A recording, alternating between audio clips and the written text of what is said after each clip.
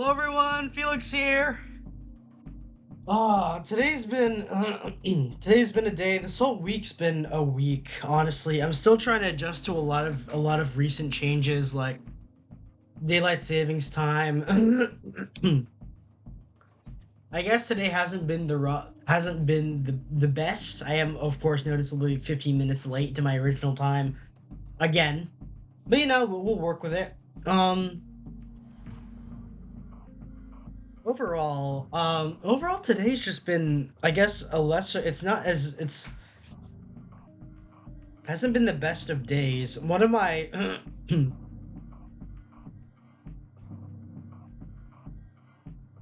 hold on. Well, I can't access chat right now for some reason.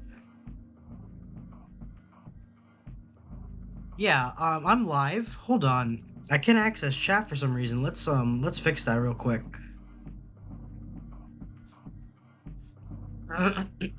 All right. It's going. It's going. Okay, so I can see my own chat. Yeah, I'm live. Oh, the shut up, Felix. Anyway, anyway, so right now it's been like, I don't know.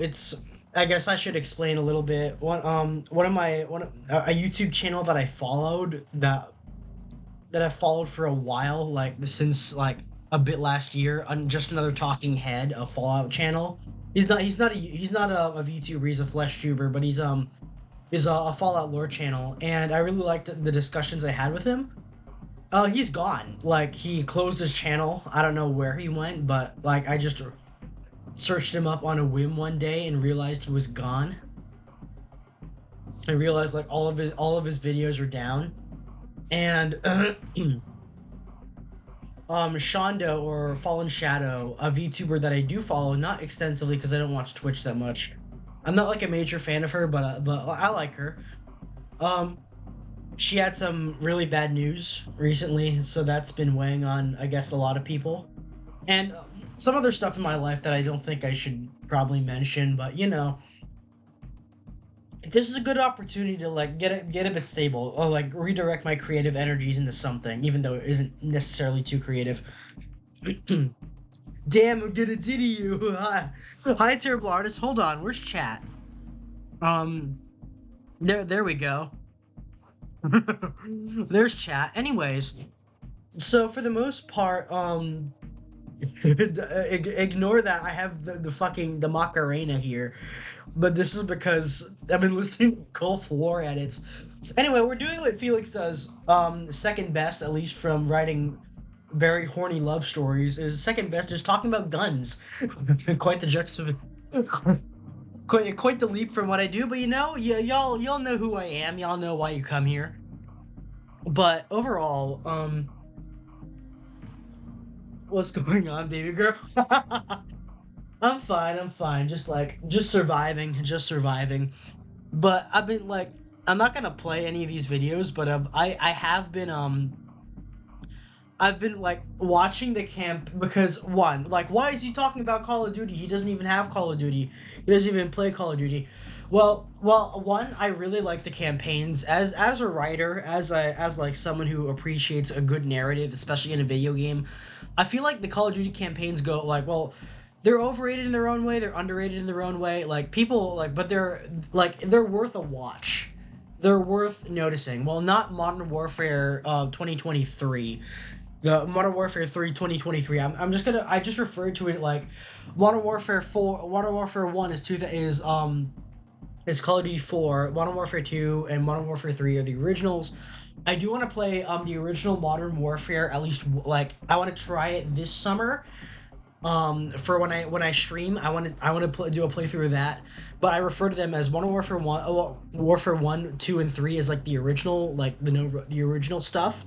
Then the reboot, I just refer to it as Modern Warfare 2019, Modern Warfare 2022, Modern Warfare 2023, and so forth. I got that. No, very horny love stories, bros, me. But yeah. So like, yeah, I like the campaigns. I like Black Ops, especially because, on one hand, like, Well, it's COD. Like the campaigns are gonna be well written. I really liked watch. Like I haven't played through Black Ops 1 and two's campaigns. I think three's was mid but interesting. At least they tried. Like it was one of those times when Call of Duty actually tried somewhat with a cyberpunk setting. Like yeah, Call of Duty was cyberpunk for a while. Did it have good aesthetics? Did it have a good art style? Hell no. But that being said, it is like I would consider at least Black Ops 3 and Advanced Warfare to be in the cyberpunk category, of fiction. As controversial as that take may be, it is true because everything from there is basically cyberpunk anyway.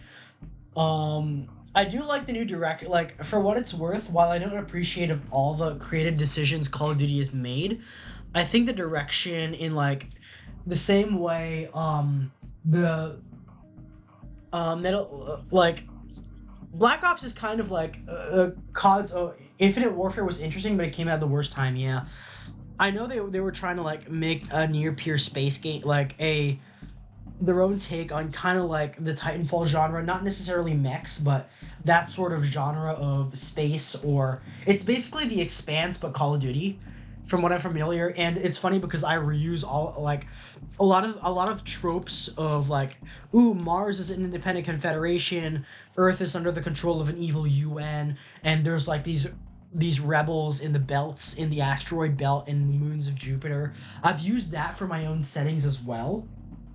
Infinite Warfare did it, The Expanse did it. I think even Gundam did it at some point. I know Killzone and Titanfall are kind of in that same like in a similar genre of space opera sci-fi. But yeah.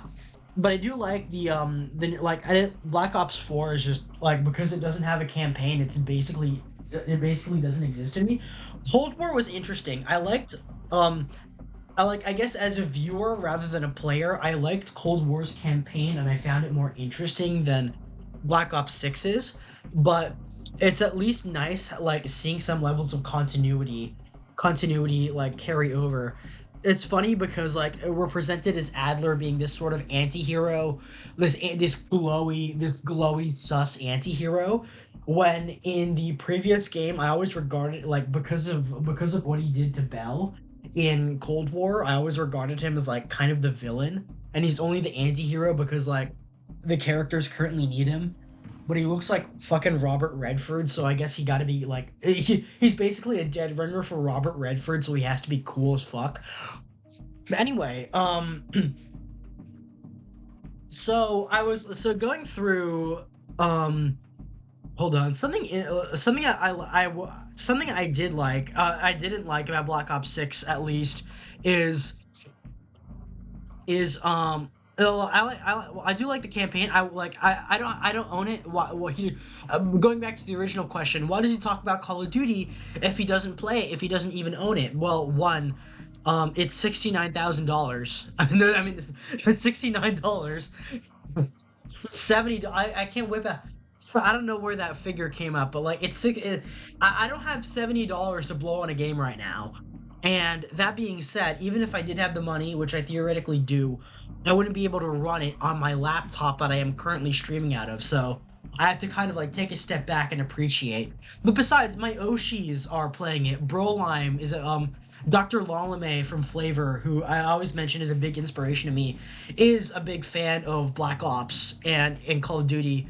So I like him. I like his commentary on it. I like I wanted to watch his playthrough of the campaign, but I wanted to include the cutscenes because I wanted the full narrative. So like this has been going on for 3 days now, like at least 2.5 days of me watching, MK Ice and Fire's walkthrough of the campaign. I'm treating it like a TV series, like a TV mini series that I can just watch because it's 5 hours long. I'm treating it as a mini series, but overall, um, what I don't like are the guns, and I say like it's the 90s, and it's the 90s. It's the year of like what I'm gonna reference a lot is this is the year of the Pierce Brosnan James Bonds This is the year of the Pierce Brosnan and James Bonds. This is the years of the this is the years of like Predator 2 and like that like late 80s, early 90s sci-fi.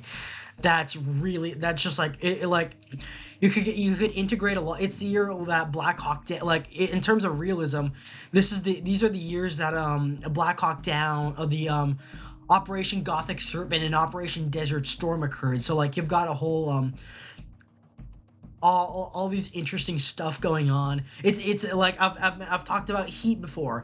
This is where Heat came from. This is the decade 1995 is the decade of Heat. 1995 was probably like one of the best years for cinema ever. But yeah, like I guess I wanted the weapons list to be closer to a love letter to Hollywood. Not modern Hollywood, but I guess media of the time. It was a year of Hard Boiled. Let me see if I can look up Hard Boiled. Hard Boiled and A Better Tomorrow. The John Woo stuff. That's a good benchmarker for a lot of things. Hard Boiled. The World's Not Enough. Predator 2, Commando. So yeah, you've got all this going on. And especially like, and there's a lot of guns that got overlooked, like you see here. The main pistol, the only pistols you have are the USP 45, which is anachronistic. Yeah, which is like, there's so many words anachronistic. Well, if they're gonna treat it like that, if they're gonna treat it like that, like where it's full anachronism, I have two philosophies. One, to make it historically accurate and add like, don't have any fictional guns. Add it before CAG took over. Yeah, before CAG took over. But before everything became, well, back then CAG was shoot me first vests, flannel shirts, and jeans. That was CAG. That was Mike Vining and the Delta Force and the Navy SEALs and CIA crew. That's what they were doing. But anyway, I guess going into this right now is a full list. I guess you can see my philosophy with the weapons in my I'm gonna have this going on so I can show you what I'm talking about. What, like, I would keep, like, if we're going to go fully anachronistic, I would say hold on. Nope. Audio jungle. We can't have that right now. We can't. Multiple assaults on both Iranian and Oh, well, that comes later. I'm not. That was like for inspiration. A lot of it comes into like guns from the heyday of 80s and 90s action. I think that works best. What I'm going for is the like, instead of the, well, I think the USP 45 is a good addition, even if it is heavily anachronistic for the 1991 setting. It's set in Black Ops 6 is set in 1991. A lot of the guns from this list did not exist in 1991, but they would have made sense in like a multiplayer or a 1990s general setting. For example, the Walther P99 didn't exist. The Glock did. The Desert Eagle did. The Para-Ordnance P14 did, but the subvariants didn't. The Grizzly did. The Beretta did. The HK didn't. The SIGs did. The Smith & Wesson certainly did because they were pretty old by then. The Makarov and the Stechkin, the Jericho, the EAA, they did exist, but the 5.7 didn't because that was developed at the end, like the tail end of the 90s. You got those. Going through them individually, the Para-Ordnance P14. This would have been the I guess, like the for the uninitiated. First in 1995 or one were good. I saw Die Hard 2 and it was interested to say the least. Die Hard 2 is it's probably it's not as good as a Die Hard 1 and 3, but 2 is still like a pretty good hallmark of action movies in the genre. It's not as compelling as 1. It's not as smart as 2, but it's not as compelling as 1. It's not as smart as 3, but 2 was, for what it's worth, I continued the series and it was pretty good. Die Hard is one of my favorite movies. It's not the best. That would go to Porco Rosso and Heat, but it would be like it's near the top. But yeah, the Paraordnance P-14, this would have been a little bit more likely for elite CIA guys and like Delta Force Special Forces to be carrying at the time. It wasn't ever it wasn't yeah, it was the first 1911 to feature a high capacity double stack magazine. It's Canadian American. Um Compared to the original 1911s coming out of this time, which held 7 or 8 rounds, this held 14. This literally doubled the capability.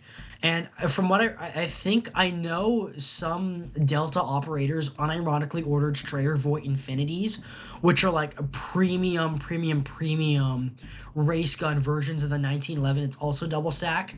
That's also like a grail gun of mine. Like I would dream of owning like a gun like that. But I would dream of owning a gun like this because these are very rare. These only existed around the late 80s through the early 2000s, and then they went out of production because they were bought by Remington. Remington briefly used their tooling for a while to make 1911s, but then they stopped. These were the original 2011, and for those who don't know, like this was the original format of the 2011 before Staccato, STI, and Strayer came along, and this was the original 2011. My truck is a 90s truck built in 2000, yeah. Yeah. And I mean, I still count the 2000s, like 2000 the year as the 1990s, but in terms of like history and historical events, the 2000s didn't start until 9/11 did. In a way, in a fucked up twisted way. The 90s didn't end until September 11th, 2001.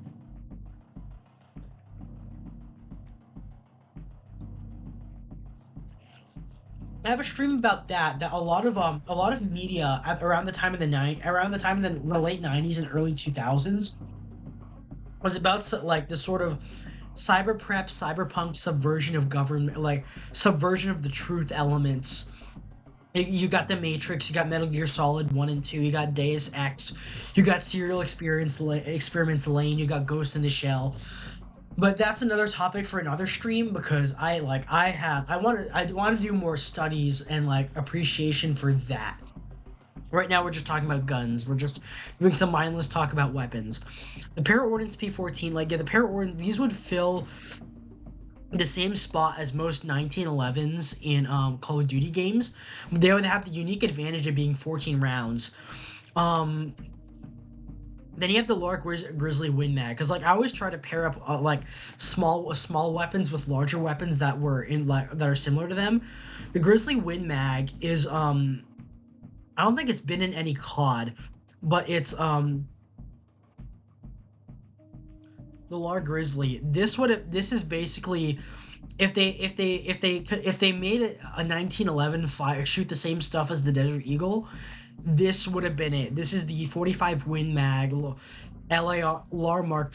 I think what are the versions? The Mark 1 through the Mark 5 through a lot of the like I don't think it depends on the mark, but you can have long, like this is the kind of gun that the Terminator should have used instead of the AMT hardballer long slide. And in a way, like this is like in my like I know it's still the AMT hardballer that the Terminator canonically used, but in my mind, this is the kind of thing he should have been using. The Grizzly Win Mag and 45 Win Mag, which is basically a scaled up version of 45 like it's a Magnum version of 45 ACP. It's I'm a bit stretching it. It's a bit different than that, but basically, if the 1911 shot like a deagle. Then you have the Beretta 92 FS. Everyone knows what the Beretta is. I mean, the model first gen did start production 1998 through 1999. That makes sense.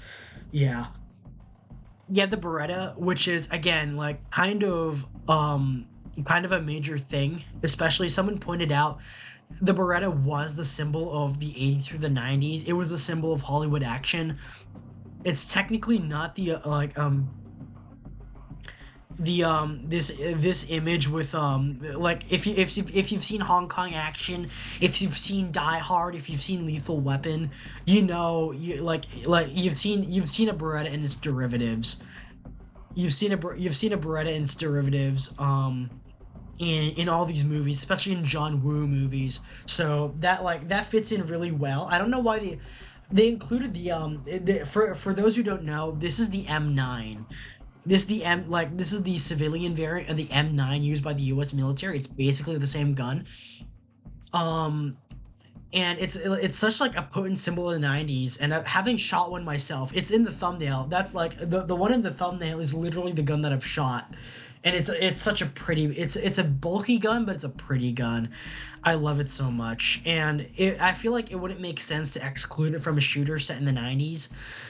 Of course, you have the Deagle, and in a stroke of irony, it won't be the largest caliber option because kind of paired it with a Beretta by chambering in 357 Magnum. It's still supposed to be this highly powerful pistol, but it's not the most powerful of the automags. That going to Lar Grizzly. Yeah, and you know what? If we're going full anachronism, everyone knows what the Deagle looks like. If we're going for and I think a lot of my complaints came from like how badly they handled this. This does not look like a Deagle. It just looks like a horrible amalgamation of stuff that doesn't fit together. Hand cannon. Why do they make it a kill streak? Made in USA. Read manual. Yeah. Why do they make it a kill streak instead of like a full on thing that you could equip? I mean, it doesn't make sense to me. I know they started that in Cold War, but like I guess I kind of rolled with it because I made something else the hand cannon. It's not the Grizzly and it's not the Deagle, but it'll be something else down the road. Mark 23 SOCOM. Well, again, if you're gonna have a game with the USP 45 in it, you better fucking have the you better fucking have the Mark 23 SOCOM. Big, like if you've played Metal Gear, you know what this is. If you've played Metal Gear, you should know what this is. This is Raiden's in 2. This is Solid Snakes in 1. Um, the Mark 23, yeah, like this was developed before the USP. This was explicitly for US Navy use, and while it's not an automag, it is a plastic frame. It's a plastic frame gun. Yet it weighs more than a lot of full metal ones, and a few submachine guns too. The Mark 23 SOCOM, it does fit in that like really big pistol kind of category that I really like. If you're noticing the large, medium, and small thing, it's because there's a lot of instances in the Call of Duty in the Black Ops 6 campaign where you're sneaking around doing things that aren't shooting people. Like for example, like you're at a ball, you're at a fancy ball, you're at a Bill Clinton rally for some fucking reason. Like there's that shit that happened. You're at a casino, you're walking around, you have to hand over your weapons. I guess I included the sort of Bethesda, if you've played Fallout New Vegas and you try to smuggle guns into casinos or armories or like aren't like the Van Graff Silver Rush where you're not allowed to have them. You could like I guess increase your sneak skill by taking like you nerf yourself by giving yourself a weaker weapon with a smaller magazine size, but you're able to carry a gun at all instead of having to scavenge from your enemies, and you get to carry a gun at all by this sort of logic, like which is why you have the compact versions, you have the compact versions of everything, and if you pick a bigger gun, especially a bigger pistol, you won't be able to conceal it, which means you'll have to give it up or hand it over, or you'll get in trouble if you draw it, which means like you can't go into certain security areas with them and all that. um I think everyone knows what the SIG P220 looks like. It was mentioned in it was right, it is right here. It is this one without the big rail. Why did I choose 38 Super? Well, I needed an anal, like, or I guess in game it's functionally interchangeable with 357 Magnum because it has similar capabilities. but it does produce, and also a disadvantage of getting a smaller gun or a more lightweight gun is you're gonna be faced with greater recoil, which I guess could play into like the whole gameplay elements of choosing the right thing for the right situation. And I guess I came up with this like sort of diversity of calibers because I wanted to keep a few things exotic, even like keep Glocks to be like, because back then Glocks weren't conventional, they were a bit fancy, they were exotic, they were considered futuristic back then. So I chambered it in the then futuristic 10 millimeter auto or the 40 Smith and Wesson Glock 20, like the Glock 24 and the hold on, Glock 17. Hold on. Let's see if I can find it. 17L. What is it? The 22. Which one is the one in 10 millimeter? Glock 20. I think, yeah, 10 millimeter Glock 20 is medium. I'm adding that on. Glock 24 large. Where is that? Medium. These are like sub variants. The sub variants that get chambered in the same caliber. And so that, like, I guess I know in some Call of Duty games you can swap out the caliber of your weapon. I didn't lean into it too hard here, but it is like the way I came up with this list, it is open to caliber swaps and stuff like that. It is open to caliber swaps, it is open to that sort of thing. The Smith& Wesson 1006, or 10006. Um,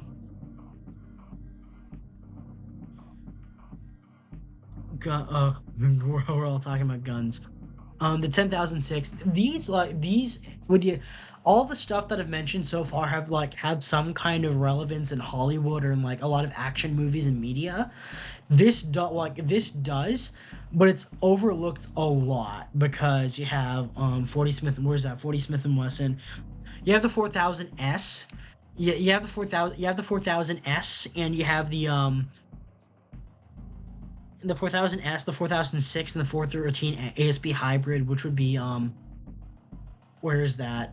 It's it's in here, and like you can get it in blued, you can get it in a more concealed version, but it's gonna be like it's gonna be mid, but it's decently powerful, and it probably have the least recoil. So that plays into that. Glocks would be in the same caliber to have a higher capacity, but you'd have more recoil. It'd probably be more accurate, but you'd have greater recoil because the frame would be lighter.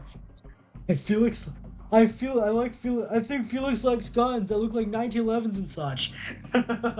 It's not only the 1911s. I like the Beretta as well. Um, and the P99, which was basically obligatory, I had to include this, even if it is heavily anachronistic, kind of like the USB. Well, because James Bond, because it's in James Bond, and it was in the 90s. It's the 90s James Bond. There's got to be a P99 in there somewhere.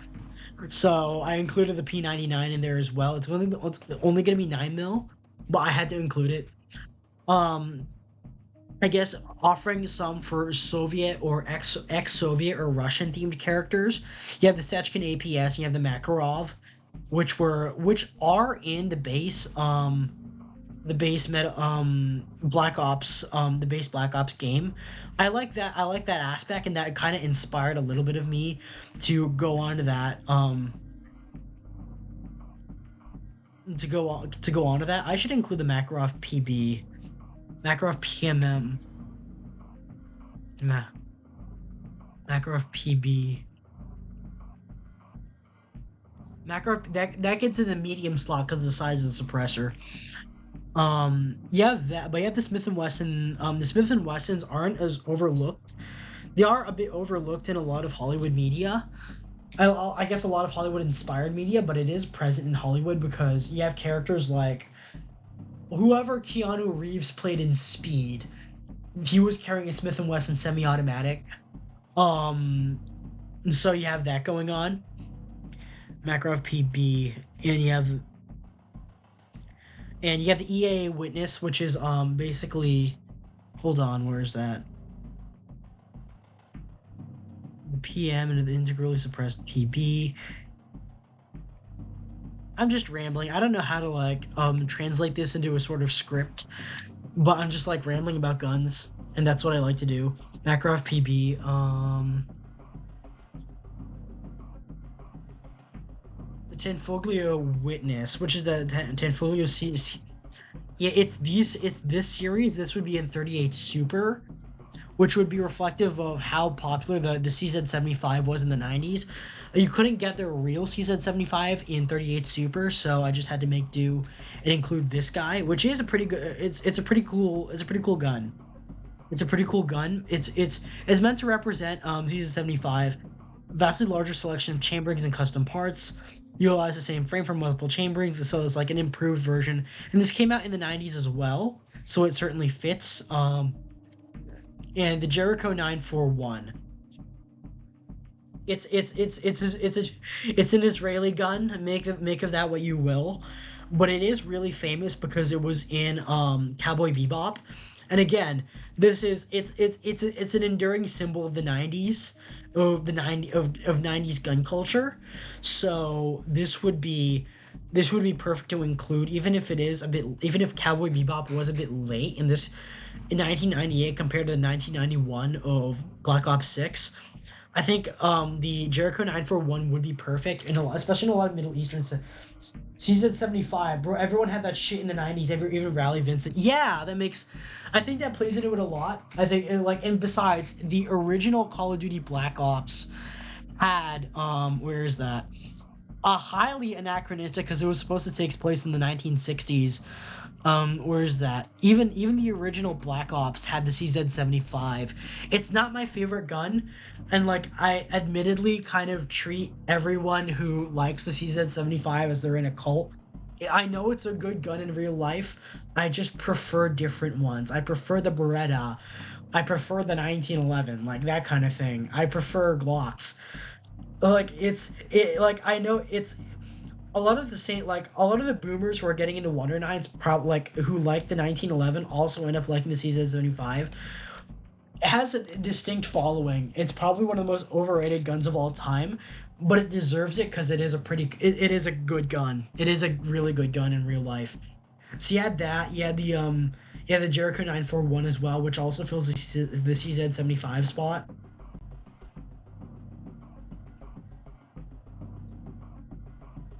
And you had the 5.7, which was Wikipedia listed as 2000, but the original prototypes came out in 2000 in 1998. So for the sake of like this would be like a late game option where you'd basically have a pistol with a power of 9 mil that can ignore armor, with the same power as 9 mil that could ignore armor. But I guess it just, and I guess I came up with a few more I guess of why the caliber changes were important. Caliber choice will affect damage and stun effect. It'll also affect the recoil. Is, for example, 40 Smith & Wesson, 10mm and 45 ACP weapons will have more recoil. The weight of the weapon will affect recoil as well, which is why bigger weapons and smaller calibers mean less recoil. Smaller weapons and bigger calibers will result in more recoil. And the types of body armor will affect damage. For example, light body armor like Kevlar will reduce damage from pistols, SMGs, and revolvers. It'll still apply stun because you're still getting a shot. It'll provide no damage reduction against assault rifles and larger weapons. And depending on like if you're running a certain kinds of shotgun loads, if you're running like the high caliber options like the Desert Eagle or the Win Mag or the revolver or the revolvers, you can basically do a vest buster and bust through the vest, which you can compromise the vest armor, and you're not going to be. It's not like in the games which they stole from Warzone. You want to hear my favorite gun, Cold Detective Special and 38 Special. That's a really pretty it's a really pretty revolver. I want one for myself. It's a real like the Cold Detective Special is a really pretty gun. I won't lie, it's a really pretty weapon that I really I didn't have a way to incorporate it. Although you do have the Python. That I did include the Python here because it's my favorite revolver. Speaking of revolvers, you have the Mateba Unica 6. So they included the But anyway, going back to I guess going back to body armor and that and like my reworked version of that mechanic, it would stun you. It wouldn't take, but you wouldn't take damage. Heavy body armor will reduce damage from assault rifles and shotguns and block damage from smaller weapons like handguns and shotguns. In certain shotguns, it'll still apply stun, but it'll drastically slow down your speed. So you have to make a choice between, do I want to wear this heavy plate armor, especially in the 90s where a lot of plates were made out of solid titanium or like tungsten and steel and ceramic. It weighs down on you a lot. You're not going to be, and when you lose armor, you're not going to be shoving it into your plate carrier like they did in Warzone. That's not a thing. That's not, you can't do that. You have to you have to extricate your current plate. You can't just like shove it in like you do like as depicted in the campaign. That's not a thing you can do. You can't just shove a plate into your plate carrier. You have to do that beforehand. Buying and sourcing rare types of ammo in the campaign will play into expenses. I didn't like the money mechanic in the campaign. I feel like you should get money or for doing certain mercenary missions or completing certain campaign missions, like the one where you do a casino heist or the one where you do where you raid one of Saddam Hussein's palaces, which is a thing you can do in the campaign. You get a lot of money and a lot of rewards from that, where it gives you each mission, it gives you a chance to upgrade what you have, but it's also a willing choice where you don't have to be constantly like robbing people every time you take one down. You got a concealed carry license? No, not yet. Despite me talking about guns a lot, I do not have a firearm of my own yet, mostly because of my current living situation. I got my dad into guns recently. I don't think my mom would approve of me. I do need a gun at some point. I do entirely plan on getting one, but I'm not that kind. I'm not in that space yet where I can own guns freely yet. But I am an enthusiast. I have shot a few. I can imagine Felix's Filipino ass in a 1940s detective suit blasting crooks. That's the irony. I'm like, no, I've watched The Godfather too many times. I would be, I haven't watched Goodfellas yet. I need to watch Goodfellas. I'd be one of the gangsters. I'd be like, I would be I would be the Neil Macaulay to someone else's Vincent Hanna. I would be the guy with the, I would be the guy with the snub nose fighting the detective with his own snub nose. It'd be in a noir story where it's like in the 1950s or the late 40s. We're both war veterans and we have to face off against each other because I just joined the mafia and he just joined the cops, and so we're kind of figuring each other out and that kind of noir story. I see myself both in Hana and Macaulay a lot when it comes into like Heat style detective stories. Y'all go open carry in Florida, right? No. Florida is concealed only. Florida is concealed only, and despite it being like a pretty red state, it's not necessarily the most gun friendly because it has a special restriction that doesn't allow minors, like it doesn't allow 18-year-olds from purchasing long guns because of like some shootings we had, which is still like as horrible as it is, and I wish like we had better ways to stop it. It is a bullshit excuse. We need to but that's a different story. We need to find out ways of like limiting that kind of thing without gun control, because gun control is fundamentally an infringement on your human rights. But going back, I got a little bit too political there, but and only certain types of attachments are compatible with certain types of gear. NATO scopes are only compatible with NATO weapons. Since Picatinny didn't exist back then, Weaver you had the AK and the AK Soviet rails that you could mount on. You had the NATO Weaver rails that you could mount on, but anything else had to be integrated or like hose clamped on. So that's I guess the mechanics that I wanted to introduce. for the revolvers, you have the Batavia unit. Speaking of revolvers, for rifles, no, only when hunting, I think. But anyways, going to the because I think the hand cannon idea, like having it as a kill streak is stupid. But if you're gonna have it as a kill streak, you might as well. This is the Mateva Unica 6. This is the real hand cannon would be the Mateva auto revolver. This would be the hand cannon. This would be the in 454 Kasul. This guy right here, this baby. If you've seen Ghost in the Shell, you know what this is, and like it is, I guess, included as a reference to Ghost in the Shell. But this was also by a a very hard technicality. This was This was by technicality the most powerful semi-automatic handgun in the world because it could chamber 454 Kasul, and even though it's a revolver, it's still self-cocking, which is why it's called an auto revolver. Yeah, it's a few semi-automatic revolvers to exist. On firing the barrel, the barrel cylinder upper frame recoiled by 1/2 of an inch on the lower frame, which houses the grip and trigger, cocking the hammer and rotating the cylinder. Yeah, this would be really good as, like, I guess, a kill streak hand cannon because it has the highest caliber in the game that you could get, 454 Kasul. It wouldn't be as accurate, but you'd have, I guess, you'd end up with two reloads, totaling up to 18 rounds. You can get 18 kill, like, I guess if it's supposed to be one shot, one kill, you can get 18 kills with that if you reload it before losing it. And you have the more conventional version, which is the 2006M. The 2006M. This is also from Ghost in the Shell. The Mateva 2006M, which would be the normal, I guess.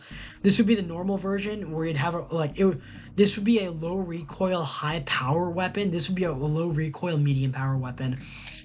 Involving the 629.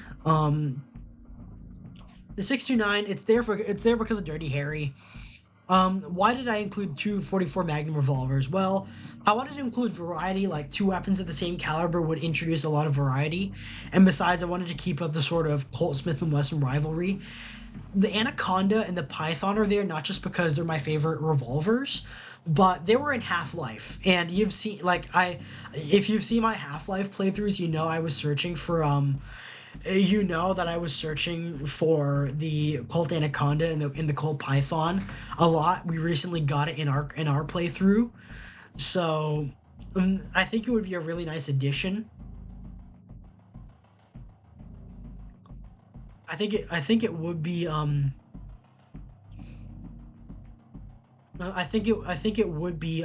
interesting addition to a 90s style shooter.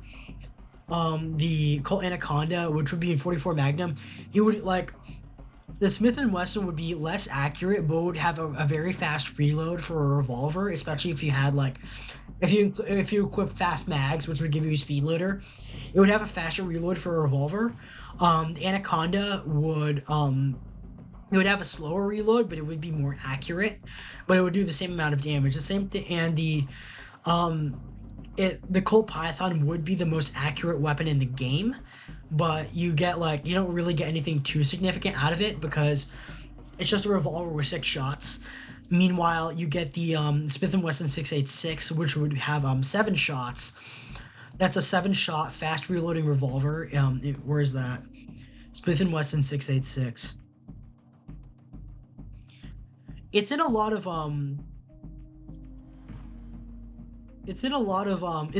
Hollywood movies as well, but you rarely ever see it in games. It's interesting because it's a 7-shot revolver, but you see it a lot in movies. You don't see it a lot in games. And I don't know, like, you have the R8 in CS:GO, which is technically a derivative of this. Distinguished Combat Magnum is a stainless steel version of the 5.86. This particular model has the 6.86 Plus. 6.86 plus snub nose, which is small, and rounding out the ends of the revolvers would be this is an obscure the MP4112 Rex. the MP412 Rex, which is the hold on.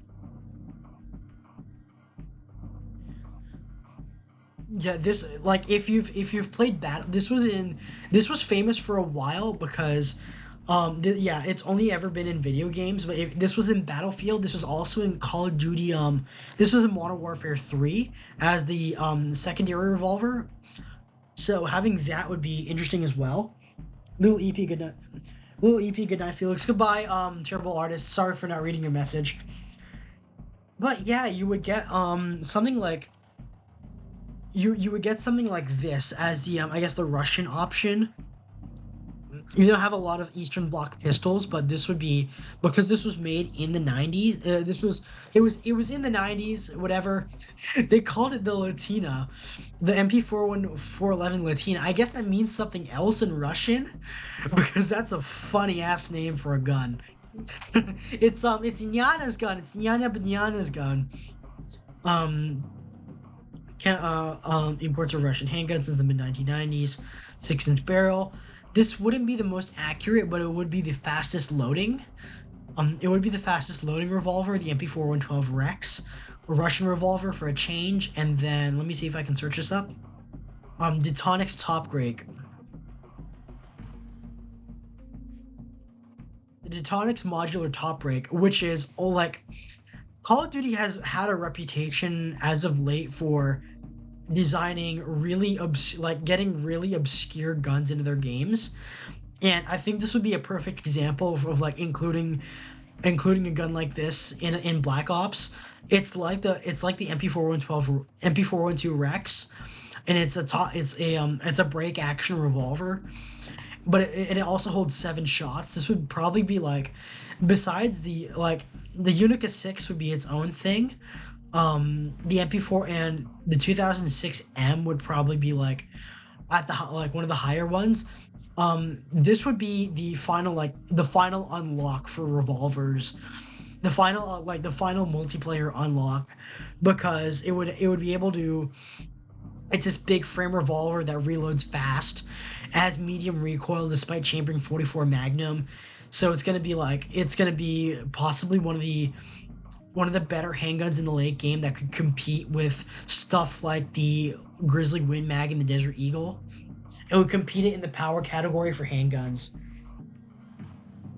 So you have that sort of level of balance there. Everyone knows what the MP5 is. Everyone knows the... Oh yeah, I forgot to say, this was partially inspired by how Falcon's Fighter Tales, this is another PNG tuber. I recently subbed to him because I am a plane enthusiast as well. Good guy. Falcon's Fighter Tales, fellow PNG tuber, a fellow male on stream, so to speak. And I guess I was semi-inspired by his video to do this stream. Detonix Modular Top Break. I'll put these there.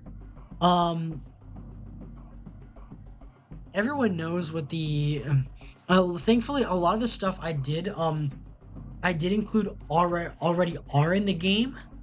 Where's that? The submachine guns. Where's that?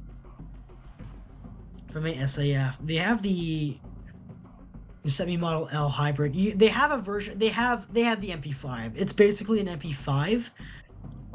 So we included that. So you have the MP5K. You have the MP5 SD. Oh.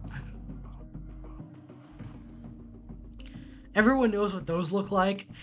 People might not be familiar with the Calico Liberty. Now with the Calico series, this would be this would be one of the top tier SMGs that I would have included, because it's an American counterpart to the Bison. It's in 9mm. You have this big barrel. You have this this big barrel. You have the 100-round magazine. What's the capacity? They had 22 LR versions as well. This company still exists. It was like really quirky in the 90s, but it still exists. The Calico Liberty, and you had the M19, M950, M950A. This was in a lot of movies in the late 80s and early 90s. You'd have the M1950. The Spaceballs, yeah. Are there any Eastern Bloc shotguns other than the sausage or the AA gun? What do you mean by the sausage? Okay, let's jump to the shotguns. I did include the funny AA gun, the KS-23, which would probably be the most powerful shotgun in the game. Because it's 23 millimeter, but I also included the RMB 93. This is the only other Russian gun the only other Russian shotgun that I included. RMB 93. It's this guy. It's this really interesting guy. You have to pump it forward in order to charge. It's like the Halo shotgun. It loads from the top. You have to pump it forward, but it isn't just 12 gauge.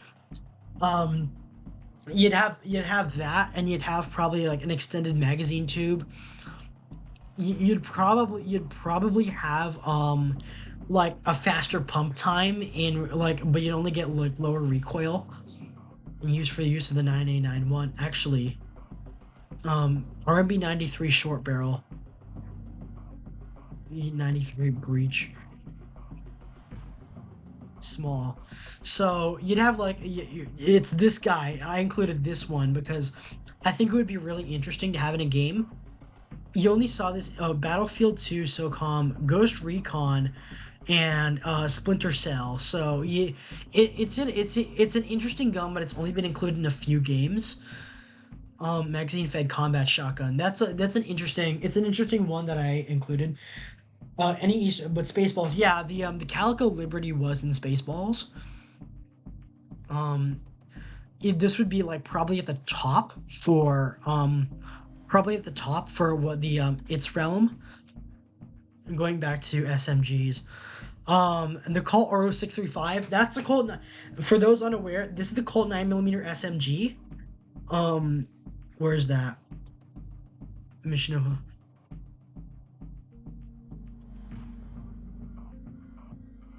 The RO635 9mm SMG.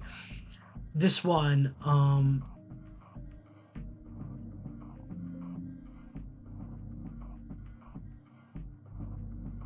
this one would be included as as kind of sort of counterpart to the Bison.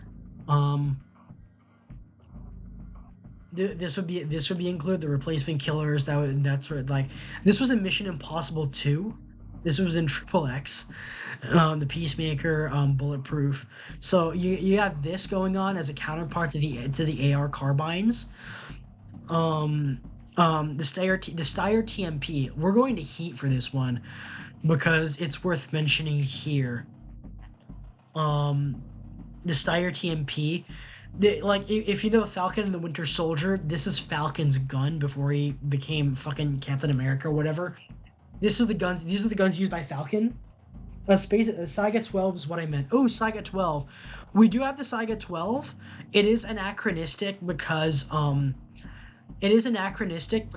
it would be this was developed at the end of the 90s, and Black Ops 6 is at the start of the 90s. But it still fits because we're like taking literally anything we could from that era. Saiga 12 would be is included as the one of two.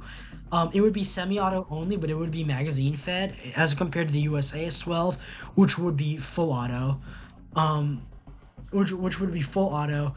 Saiga 12 would be easier to unlock, and I think it would have a better response time than the USAS 12, which would be full auto, slow firing, low recoil. You get higher recoil in semi-auto only, but you'd be better with placing your shots.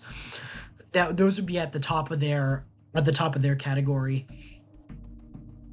But going back, yeah, Spaceballs is one of the funniest movies ever. It is pretty fun. It sounds like sausage, and Romanians like I wanted to say Romanians, and Russians like sausage.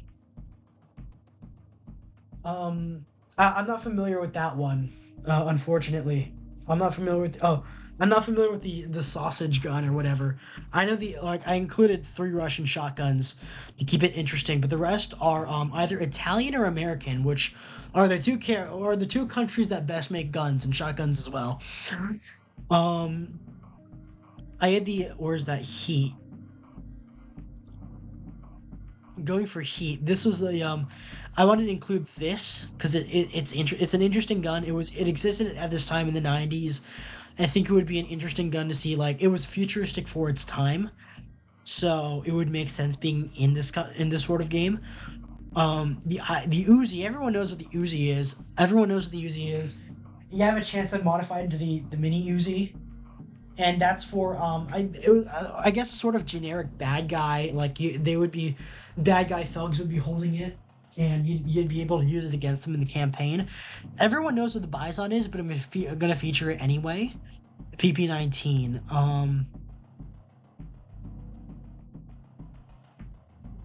Bison. Yeah, the PP-19 Bison 2, and I think upgraded version, the original Bison, derivative of the PP-19, feature conventional magazine design. This it came about in the 2000s, so it's not included.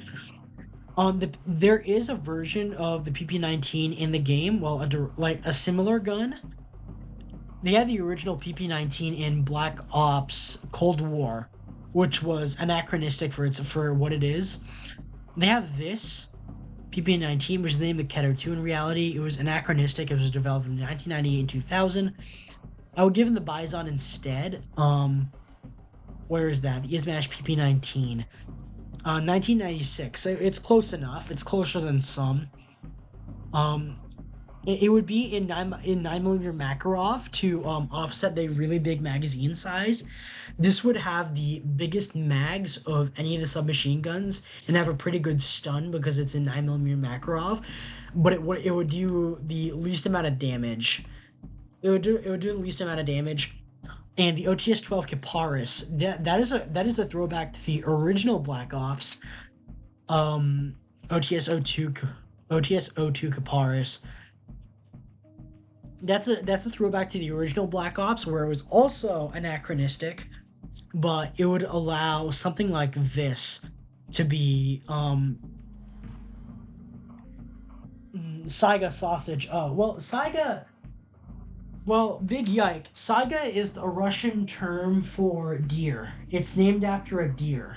Saiga, the Sega or Saiga, however they pronounce it over there, it's supposed to be a kind of deer over in Russia.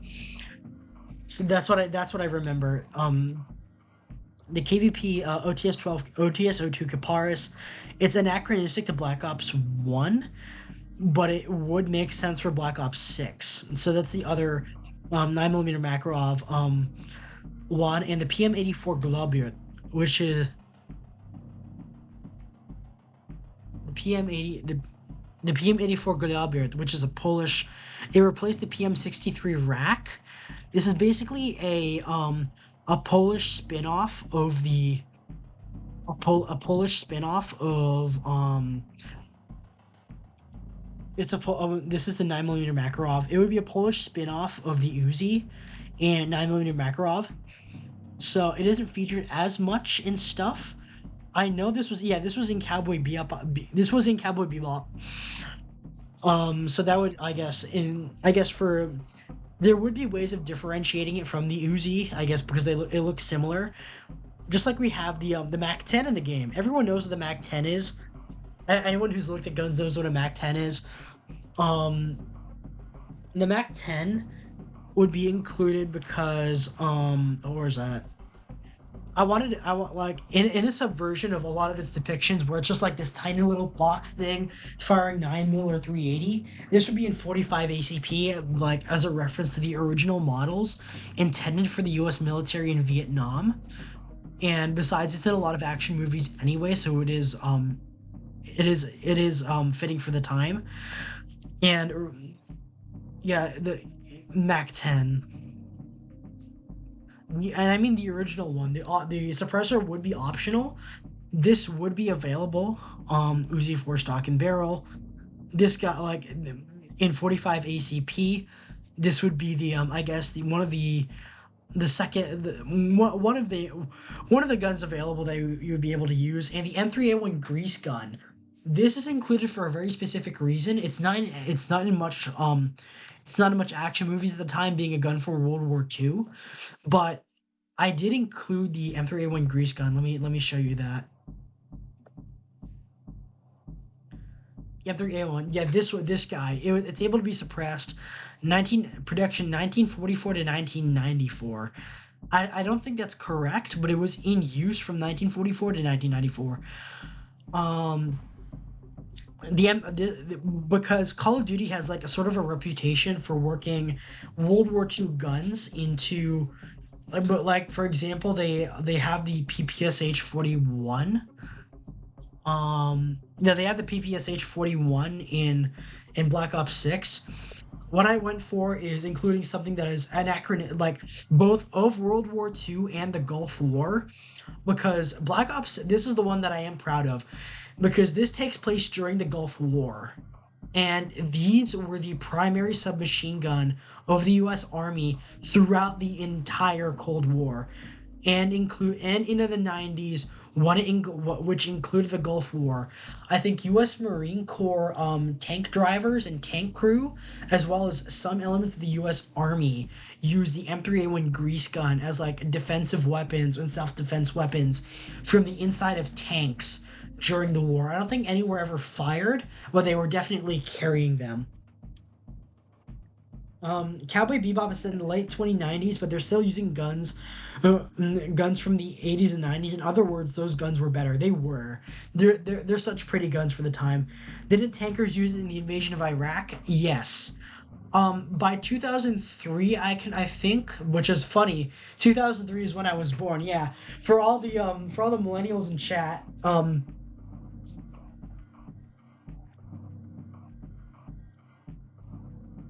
on, I gotta use the bathroom real quick.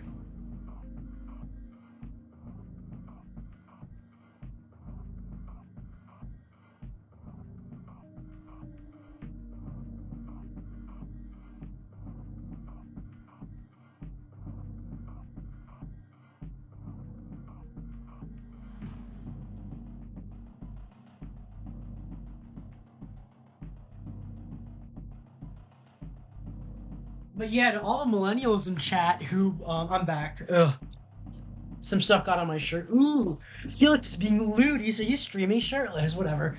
Some stuff got on my shirt. Y'all can't see it anyway. But yeah, the tankers. For all those unaware, I was born in 2003. I was when y'all were invading Iraq for a second time. I was being born. I was like coming out of the womb. So if you ever wanted to feel old, I didn't even see 9/11. I wasn't born yet for 9/11. But yeah, this was used in the 1991 invasion of Iraq, which I think makes it especially fitting. This would be the starter submachine gun for the 45 ACP like calibers that you could get. It would also be the slowest firing, which means it would hit really hard. It would be easy to control. The Mac 10 would be like high rate of fire, but you would be basically like the real Mac 10. It would be basically impossible to control because of it has so much recoil coming out of such a lightweight weapon. The grease gun would be the opposite. It would be big, it would be heavy, it would be bulky, it would weigh closer to, if not more than, most assault rifles, but you would have this really slow, really controllable, um, low recoil, high damage option that you could whip out. It would be a good companion to the Para Ordnance P14s that I mentioned earlier. These like 1911 derivatives, and it would be really good suppressed as well. So you have that, and yeah, and then you have the Algimec AGM1.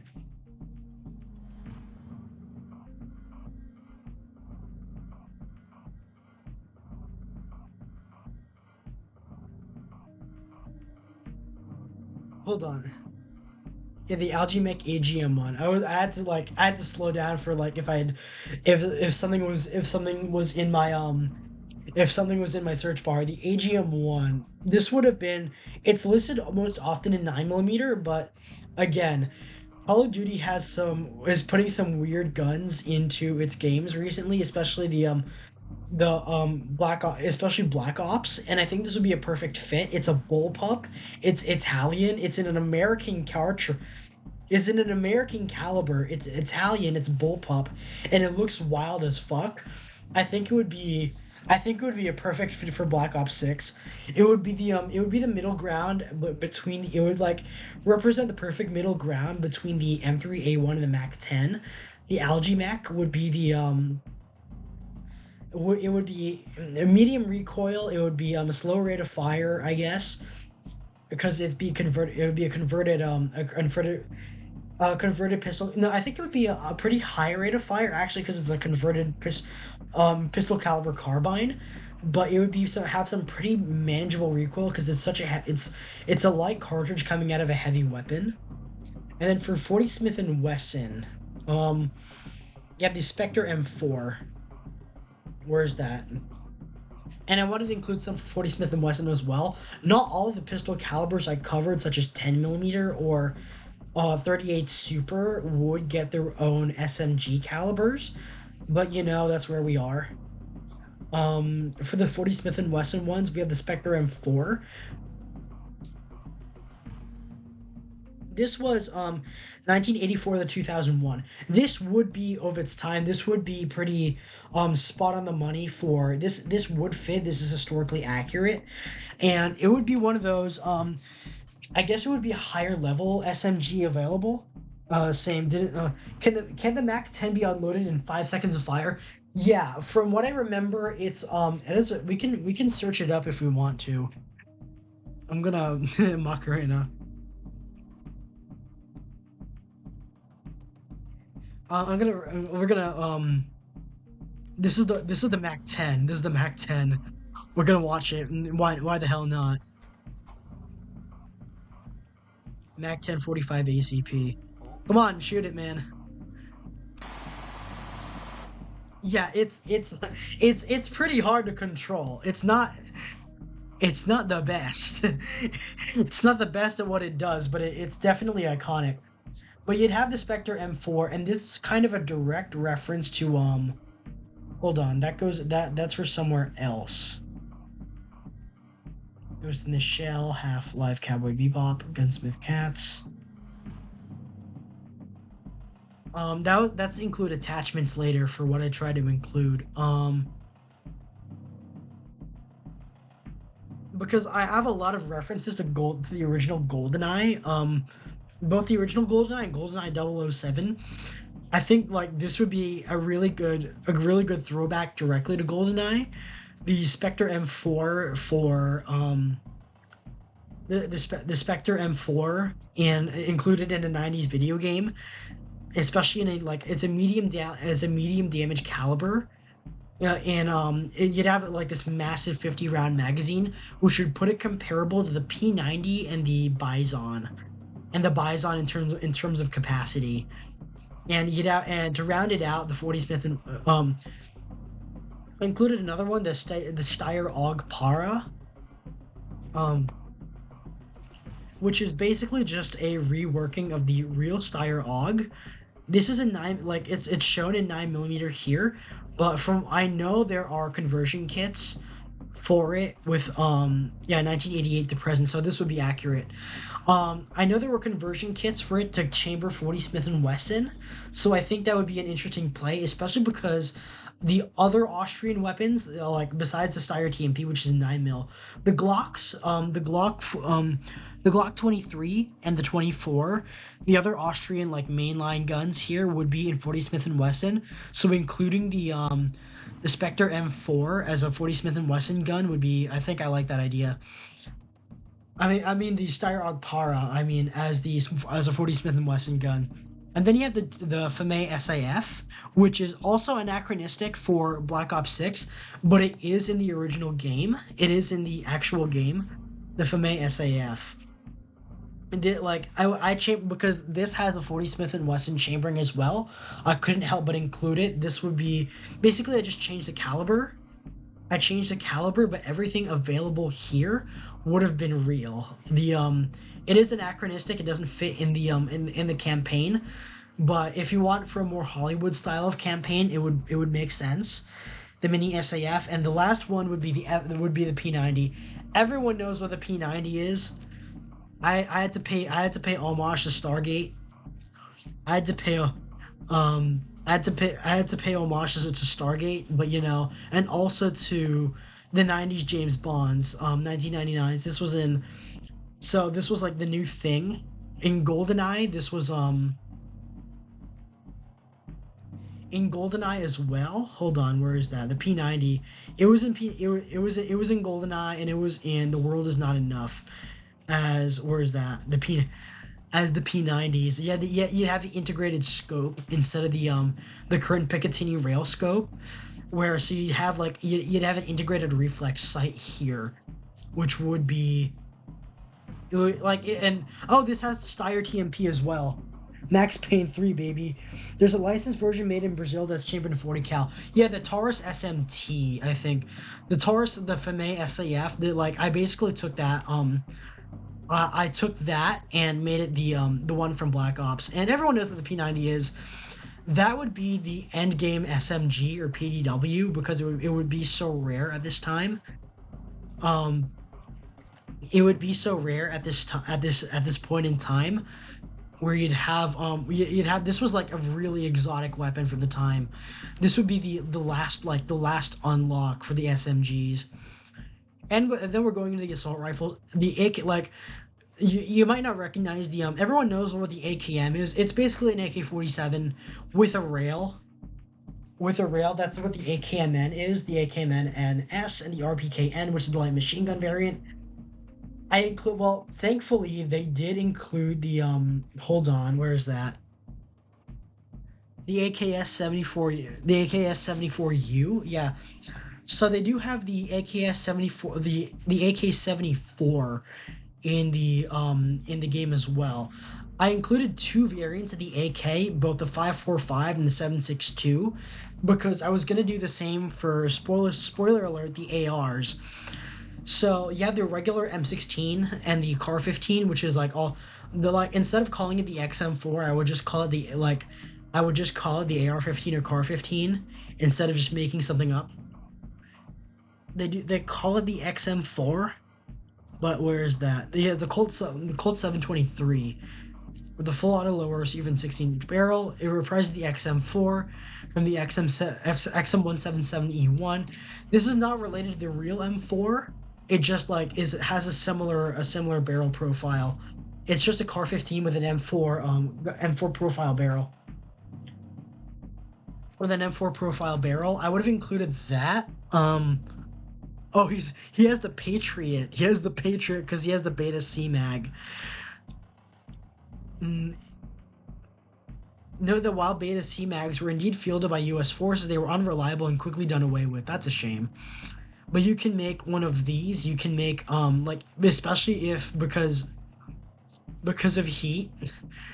Because of heat, I had to include this. Like it was obligatory. It's already in the game, but I wanted to pay tribute to one of possibly the best movie of the '90s.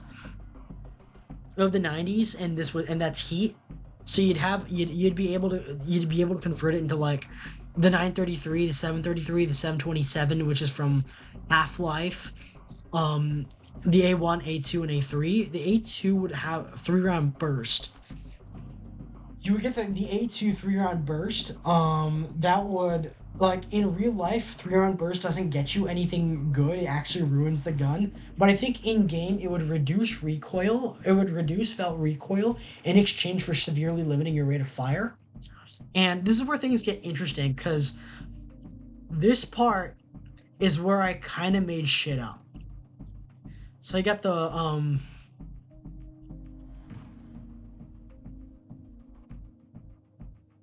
Bushmaster, yeah. So you had the Bushmaster. I kind of made this shit up because 300 Whisper. 300 Whisper as a cartridge for those unaware, this was the predecessor to 300 Blackout. This was the this is like it was made in the 90s. It was made in 1990, so it just barely squeezes by. This is a straight anachronism that I just created because there were no Bushmasters in 300 Whisper. The Ruger Mini 14 was never made in 300 Whisper. What was made is 7.62 by 39, which is the same round the AK-47 fires.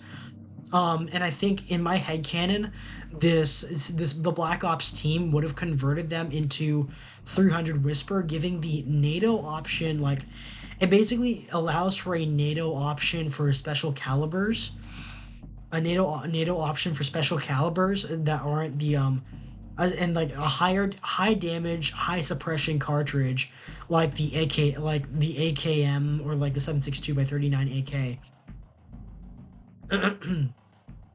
And this one people might not know. That's also in 7.62 by 39. The VZ58. The VZ58. Hold on, someone's downstairs, so I gotta keep it down. So the VZ58, like, this would be included as a sort of, I don't think it's in many CODs. I don't think it's in many Call of Duty games, but it is. This would be a nice gun to have. Give us the ACR back, Bushmaster. Yeah, I know. I think they were bought out. I think they're either owned by Remington. They were bought out by PSA, maybe. I'm not sure what happened to them, but I think they're back. But this would be the SAVZ58, CZ. I call it the VZ58. The Samopaul VZ58.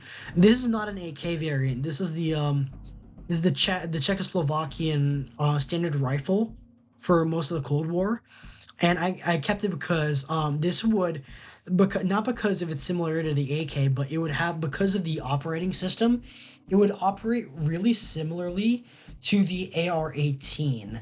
This would be its direct NATO counterpart because both of them are short stroke piston. It wouldn't be accurate, but it would have a pretty high rate of fire compared to the AK, but it would have, I guess, a little bit softer recoil. And then we're going into the AS Val now. This is already in the game.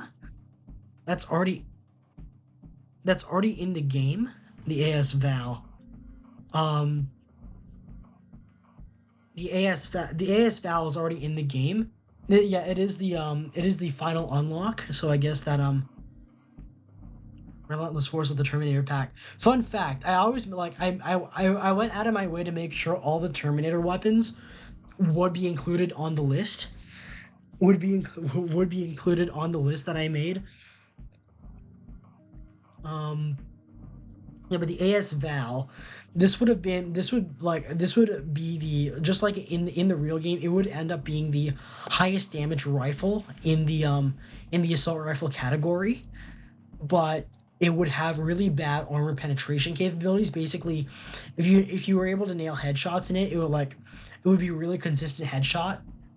You get really consistent headshots with the AS Val. You'd be pretty good, but it's not really good at penetrating armor because the cartridge is moving so slow and it's so big. But anywhere else, like if you're shooting unarmored targets, that would be your choice. AR-18, that's already in the game. That's like, this is also already here, which is fortunate. Armalite AR-18 as the Ames 85 fitted with the combat stock. Yeah, it's basically the AR-18 that you get here. So I thought that was a really nice decision made by the Black Ops 6 devs. So I think that gets that's a definite good one there. Another one that I wanted to play with is because I included the Ruger Mini 14. You also get the SKS. Yeah, because it's, again, it wasn't really an artifact of 90s Hollywood. You agree with the opinion that the VA-58 is better than the AK platform? No, I generally do not, because it's not. It has a more complicated operating mechanism, like you see on the regular AK. Where's that? Where's the AK-74? You can see on the AK that this has a self-contained system. This, like, the safety locks up in there. Meanwhile, this is like, this right here. This is a giant moving part that could get easily caught on something. This is the same issue that the M14 and the Ruger Mini 14 had, where a lot of stuff and a lot of dirt would enter in through here. A lot of mud and like debris would enter in from the top into the operating mechanism. The operating mechanism has a higher rate of fire, which is like it's a faster fire rate. You'd have more firepower, but it's harder to control for the soldier, especially if it's such a lightweight weapon. It's lighter than the AK, which makes it easier to carry, and it has a faster fire rate, but it's in the same caliber, which means it's bucking back and forth. The short stroke piston reduces some of the recoil, but not all of it, and that being a lightweight weapon, it's not fully beneficial. And I guess the most glaring issue, I guess, with my problems with the VZ58 is this mag, like, despite it looking a lot like an AK, none of the parts are interchangeable, not even the magazine. And I think it's parts of it, like, in general, if I wanted to get a 7.62 by 39 rifle, it would have to be an AK, simply because the VZ58, like, the mags and the parts are impossible to find. Meanwhile, the AK is literally the most common firearm in the face of the earth. So you'd have that sort of dilemma. Like, at the end of the day, I do regard the AK as being better. It had, like, the VZ58 has some improvements, but it's not the best. And I think it's part of the symptom of being an assault rifle that was being, like, developed so early on in the Cold War, where the AK was the only thing you could go up against, where the AK and the STG-44 were the only references Czech designers could have, which didn't provide a whole lot to be original or innovative. Even if they try to make everything different, it wouldn't. The end result wasn't really that good. But yeah, that's my, I guess, my tangent from Yike's comment. I do prefer the AK over the VZ58, but I get why people like the VZ58 because it's interesting and it's obscure. And another note is that, yeah, like, I'm a big James Bond fan. Before the AKS 74U, this is James Bond's rifle of choice. This was used by Roger Moore in Octopussy, and it was used by Daniel Craig in Spectre. In Spectre, and I think in No Time to Die. No Time to Die was the VZ58 was also featured. Both the AKS 74U and the VZ58 featured No Time to Die. But yeah, that's why I would prefer the that's why would prefer the AK. SKS magazine conversion. Well, here's the thing. The funny thing is the S the SKS. I would like the SKS 31, the SKSD. This is the SK, like, that's what I refer to, the SKS magazine conversion. It would end up looking like these. Again, like, kind of like the grease gun. It's not famous as, like, oh, it was in RoboCop 3, but it wasn't famous for, like, being in Hollywood or, like, being the new gun used by the military or anything. This was the civilian rifle of the 90s because the Soviet Union collapsed. Russia was exporting millions and millions of rifles. A lot of guns ended up in the US, and this was the cheapest rifle of all time in the United States. And I think paying homage to that in Call of Duty of all places would be interesting, especially because the SKS has been in Black Ops in Cold War. Yeah, the SKS was in here as well. No, that was something else, wasn't it? FAMAS hybrid. Well, they had the Type 63. Oh, it's close enough. It's technically close enough. Both are Chinese Russian. Well, the Type 63 is Chinese only, but the SKS is Chinese Russian because the Chinese produced, like, most of the SKSs. So the SKS magazine conversion would have been the sort of, like, it's not in Hollywood, but it would have been a very common gun at the time, especially in use by, like, foreign terrorist organizations. The Chinese. Is the AK more common than any other, like, even, like, police pistols? Yeah, let me search that up for you, Cielo. The most produced fire list of most produced firearms. Yeah, this is high estimate of production. This is like the AK is literally the most common firearm on Earth. It competes with the AR. It outpaces most pistols. By the way, CLO, I guess if you're learning about guns, all most of the time rifles will be more common than handguns, even if handguns are more commonly used by civilians and police. This is because rifles are basically the militaries need to arm their soldiers, and the reason that's why the military has so much production value on the rifle, because they need to arm literally everyone. That's why the Mosin and the Mauser, these were the AKs of their time. The Mosin and the Mauser were the AKs of their time. Where you have 20 million, you have like a low estimate of production. You had 20 million of them made, and since its invention, 40 million made on the AK. And then finally, chugging along at fourth place is the M16, is the AR at 15 million. And then the SKS at 5 million. You had the Lee Enfield at 16 million. Like, you have a lot. I think it's because the AK was literally made by every single Soviet aligned country on Earth. Like Egypt made them, Yugoslavia made them, even if they weren't Soviet, China made them, North Korea makes them, and like it was the only thing they knew how to make. Literally every country that shook hands at least at one point with the Soviet Union had its hands on the AK. What even is the command? They did the type, the Chinese. The Chinese, the AK, the Type 56 for a while. What even is the Commando from Black Ops 1? Is the last rifle you unlock? Excuse me. The Commando from Black Ops 1. Where's that?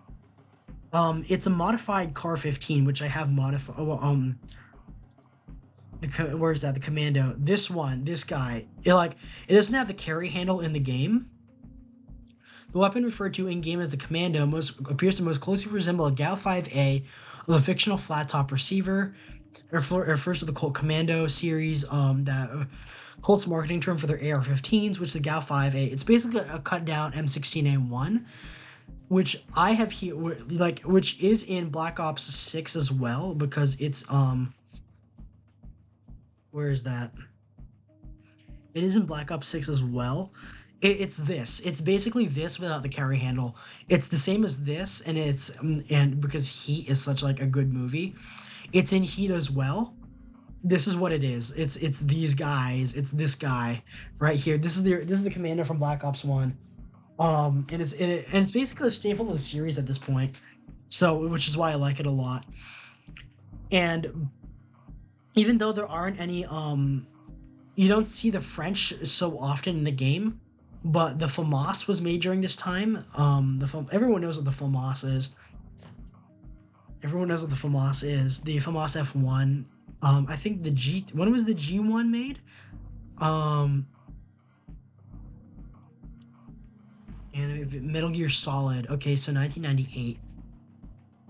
1982. This would have been accurate for its time, and because it's funny because parts of Black Ops 6 take place in this fictional city called Avalon, which is roughly supposed to be Monaco, but John Wick.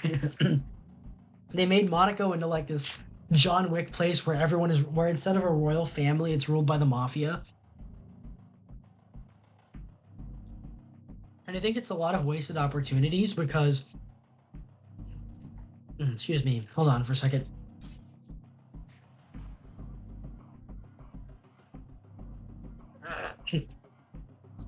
In the campaign, what's the difference between the old and the new standard AK? It depends on the model year. It depends on the model year. Hold on. You basically, this is like it's complicated because there are so many variants. There are literally like hundreds of variants of the AK that are around. You have the AK-107, you have the AK-74N. So like there's literally like There's hundreds of like there are hundreds of these variants. All like not all of them have interchangeable parts. Some of them do. This is the original version. This was the original version. They changed it to the AKM, which was a revised, more lightweight version, which had a plastic grip, I think a plastic top cover, or that's also wooden. But this was made out of stamped instead of milled steel. Milled steel was expensive. The reason why you don't see the original AK in a lot like in real life is because this was very expensive to make. They had to carve everything out of wood. They had to machine everything. They had to mill it, which was taking this big block of steel sheet, this big block of sheet tool steel, and drilling holes in it until it was shaped like the gun part that they needed. That was very expensive for the time. That's why not a lot of countries used that. It's only really the Chinese, the North Koreans, and the Soviet Union. I think the North Vietnamese as well, because they were getting it from the Soviet Union. They needed like this is the most common version, the AKM, because this is when they were able to make it dirt cheap and available to everyone. The from the old the new standard AK, and then the AK-74N. This was adopted in 1974. They made some material improvements. They made the magazine plastic instead of metal, but there are metal magazines available. And what's more importantly is that they changed the caliber because Russia, the Soviet Union, like encountered the Viet Cong brought back a lot of M16s and AR-15s from Vietnam to the Soviet Union. The Soviet Union realized the Americans have a better cartridge, have a better it's fine. They have better bullets than us. They have a better cartridge than us. Therefore, we need to update our AKs to provide like something similar. Theirs is better against armor. Theirs is more lethal, like at a more variable range. Even if ours is heavier and has more stopping power, theirs is more lethal because it causes more internal bleeding and more damage. So we have to get a bullet like that.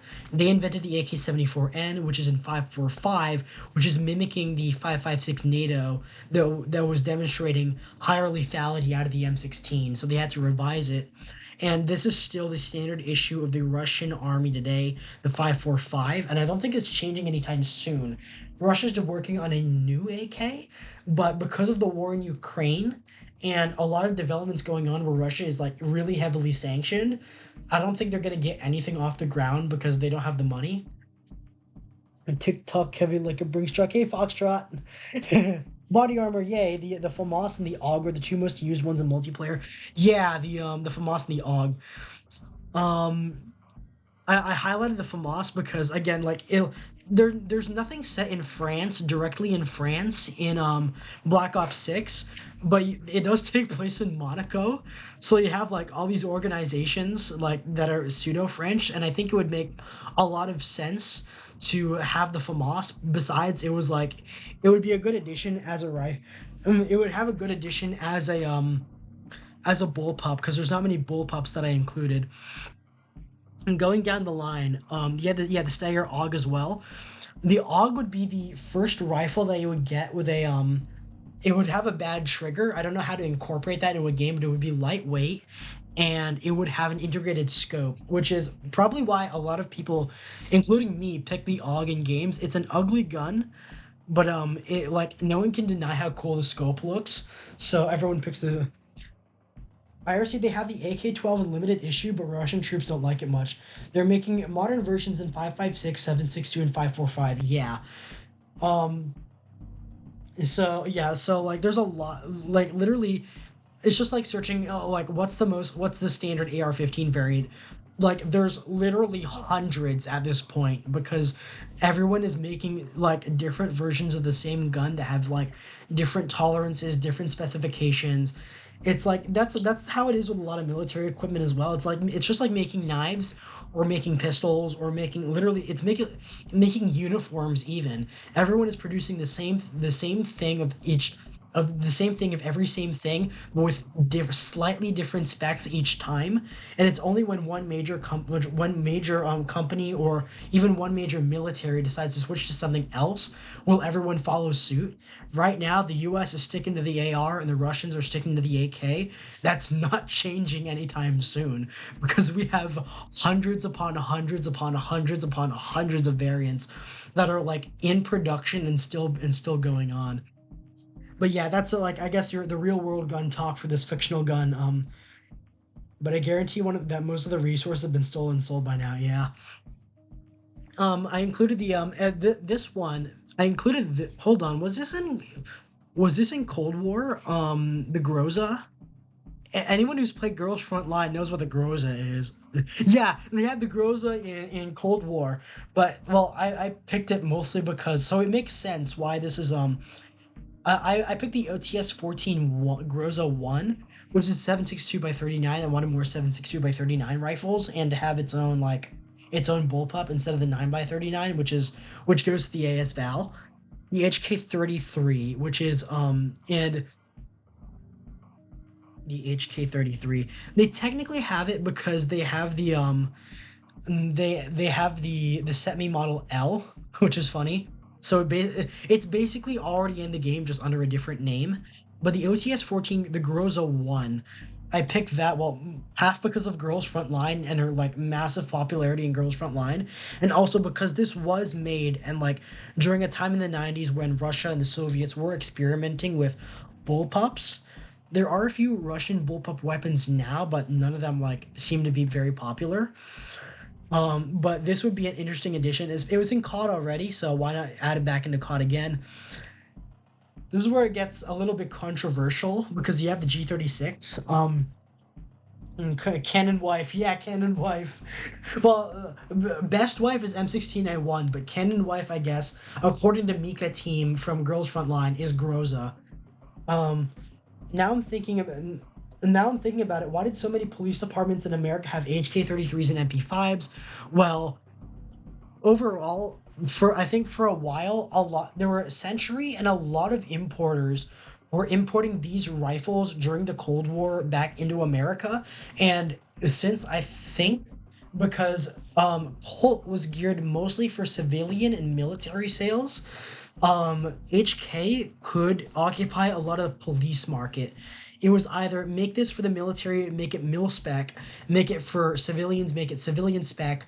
They didn't have time enough to fine tune it for SWAT units. Either the SWAT units would just get the military versions, or they would get something else, and this would be their something else. I prefer the AR-15, but the HK-33 is such a pretty gun. I know it has like a bad trigger, but it's such a pretty gun. This was back when HK was like, this was the rare HKW. This was when HK was based. Yeah, why do so many police departments in America have HK-33s? They just had them, and also during Vietnam because the U.S. Army ordnance was killing their own soldiers by issuing them with bad ARs. The Navy SEALs, and I think to a small extent the Green Berets, were using this as an alternative to the M16 because it was simpler, it was heavier, but it was more accurate and it was simpler. It worked for them for a while. It worked for them for a while, and so that's there. But getting to the controversy spot is including the G36 in a game from the 90s. But again, if this was literally made in the tail end of the 90s, it is anachronistic like the P90. It doesn't deserve to be here if they wanted to make a game about the Gulf War. But regardless, it's still fun because this was the high-tech rifle of its time. This was like kind of like I guess the spiritual predecessor to the Scar. Even if it is made by a different company, the big plastic rifle. It was the G36, and we already have like plastic pistols in the Glock. We have plastic SMGs with the Stayer TMP. Why not a plastic rifle with the G36? And it's been a staple for COD ever since Modern Warfare. So I think why not include it? Why not include it? And I think part of the irony in including a lot of the stuff that I included for an ideal Black Ops 6 like weapon loadout is a lot of these are directly from Call of Duty 4 Modern Warfare, which shows how close the Gulf War was to the global war on terror. Some things are missing, some things are gone, some things are from previous Cold War games, but a lot of like the prototype weapons that are included here are basically standard issue nowadays, which I like. This like a detail that I like to include when you're looking back at technology, time will march on. It's kind of the same way where the prototype Mustang or like certain cars in the 90s would become like a certain like the new car of the 90s are the old car of today, and like where everything new back then and futuristic has become such a staple of modern culture and technology and engineering now. Weren't they expensive even for the time? I think they were. Maybe HK or the HK importers like Century or Harrington and Richardson signed deals with police departments that allowed them to buy it in bulk.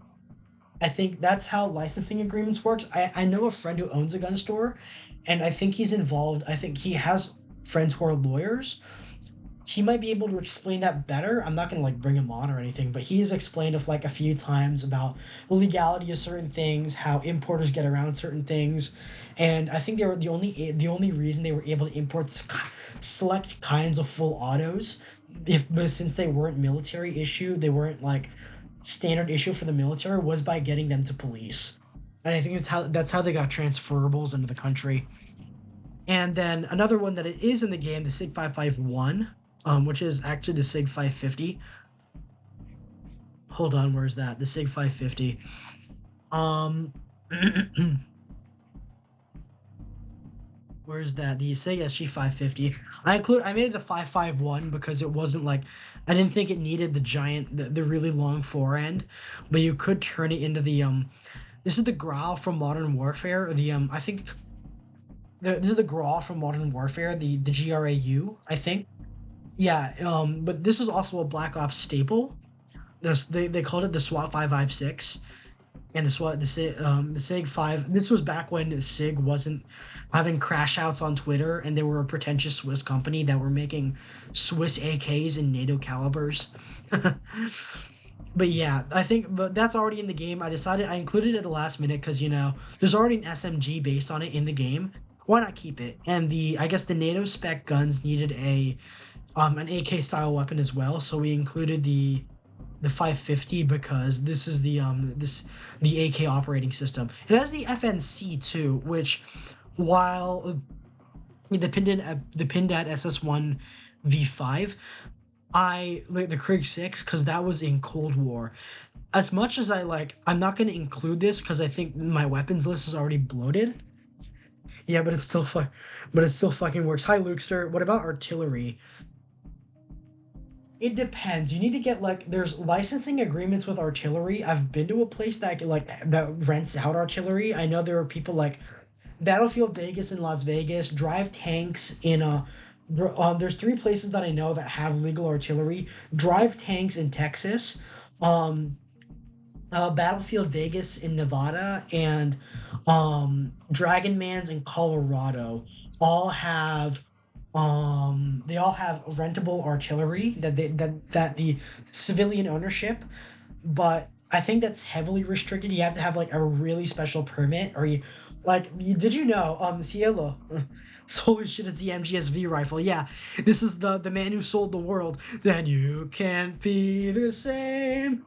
My name. I'm not gonna sing the whole thing. This is the MGSV rifle, and Foxtrot. I guess a little treat from one of my new favorite movies. Well, new, but it's been like a few months now. It was in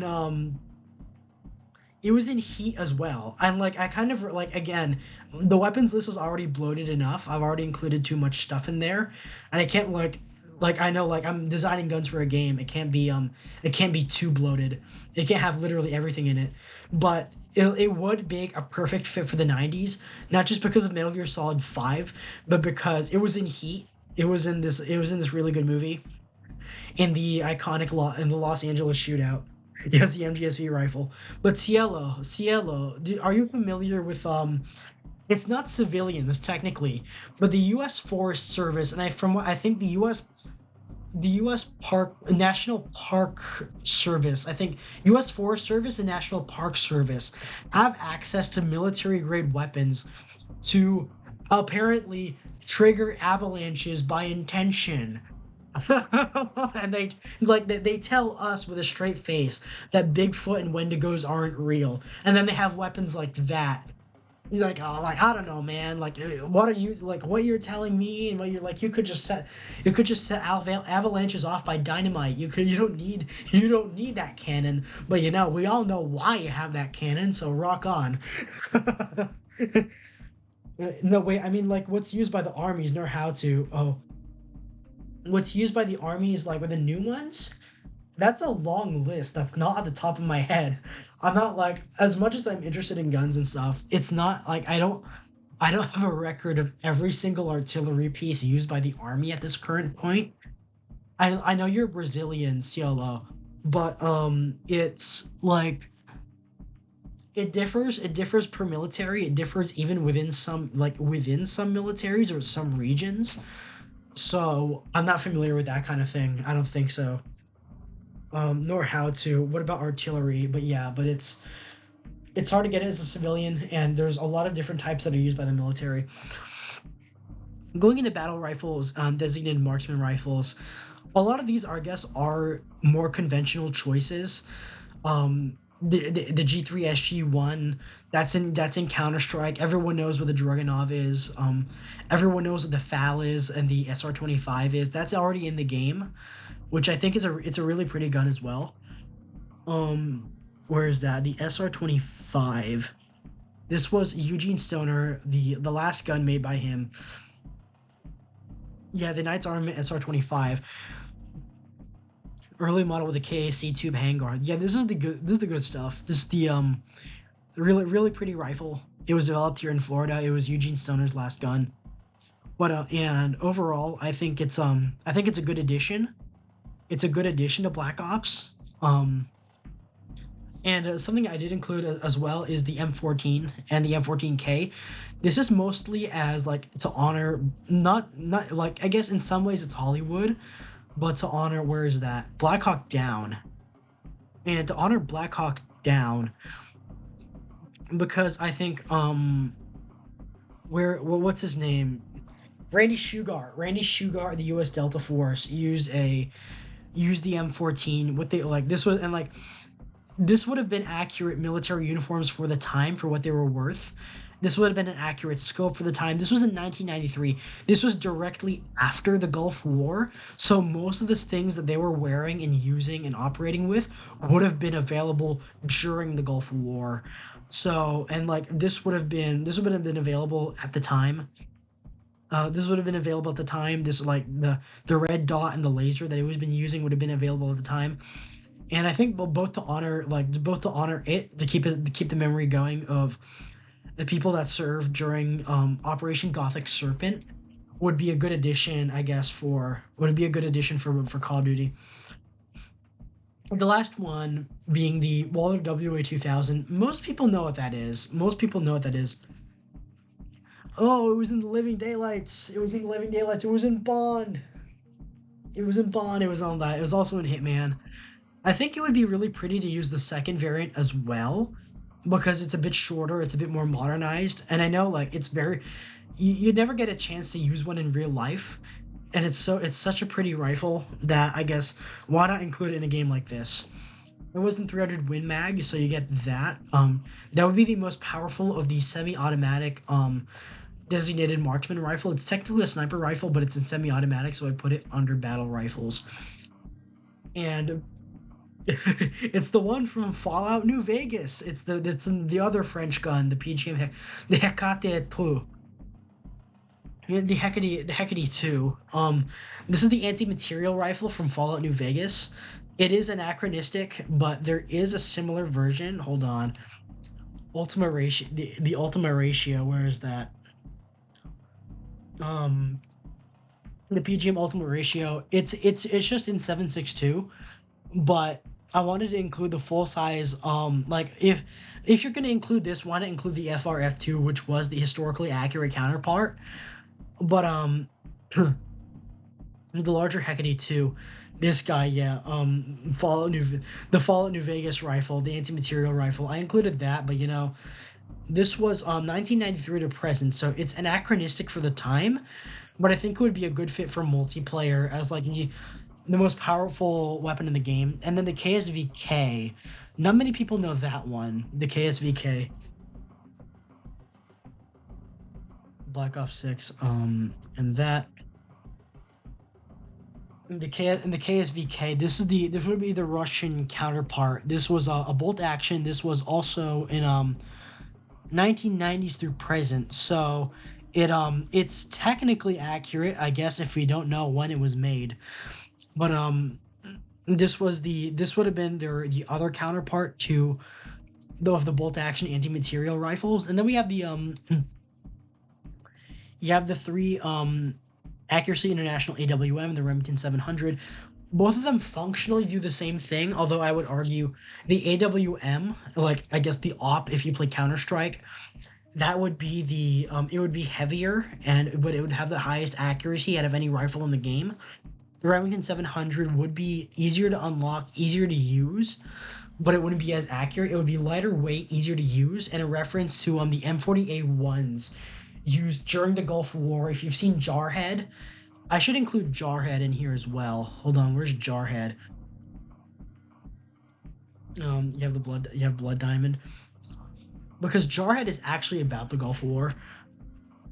You have Jarhead, cool. Because Remingtons were used in that war. Where they were for what they were worth, they were used in the Gulf War, and it's probably the best Gulf War movie out there. I need to see it. And you have the Valmet Mosin Gun Custom, which is based on the, where is that? The Valmet Mosin. No, it's not the Valmet Sniper. The Valmet Mosin. Variants of Finland. I know, like, let me check if Cold War has a Mosin as well. And, like, why is a Mosin in there? Well, again, I guess on one hand, it's a good throwback to previous CODs where the Mosin was featured really heavily during also the M82 and the Remington 7, the Accuracy International and the Remington 700 were featured in Cold War, so I guess bringing them back would be a good move. Jarhead, where is that? The Mosin Nagant Valmet.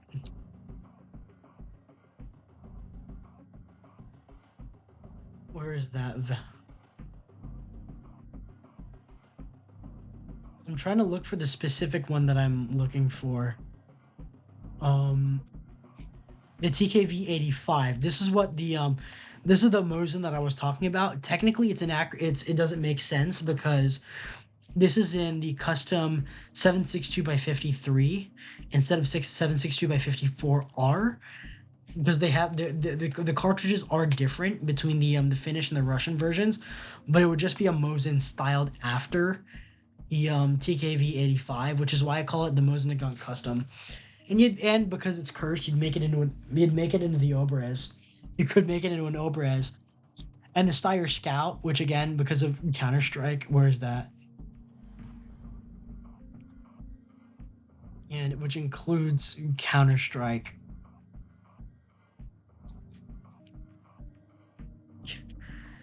Which includes Counter-Strike. It would have been around at the time, I'm pretty sure. Steyr Scout 1983 to present, so this would have been around definitely.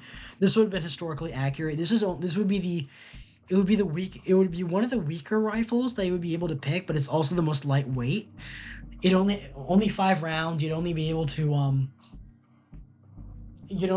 do that. You'd only be able to load 5 rounds, but you would be moving faster than most assault rifle users because you have such a lightweight weapon. And the Winchester 1894, which was made well into the 90s, still in production today. And these two, the Magnum caliber lever actions, would fill this sort of role where it's high mobility. You have a high capacity, short short range, high capacity. Like if you want to run a cowboy build, that's always available. And I think a lot because a lot of the modern CODs are including lever actions a lot. The Modern Warfare and the recent Cold War one by Black Ops has been including the lever actions because lever actions have suddenly become really popular for like civilian gun owners as an alternative to the AR-15.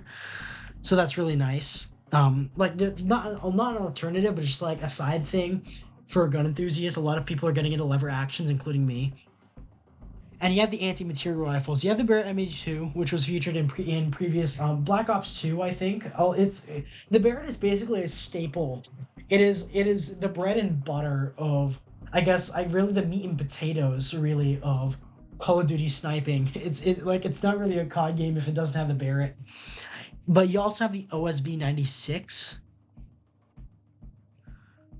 OSV 96.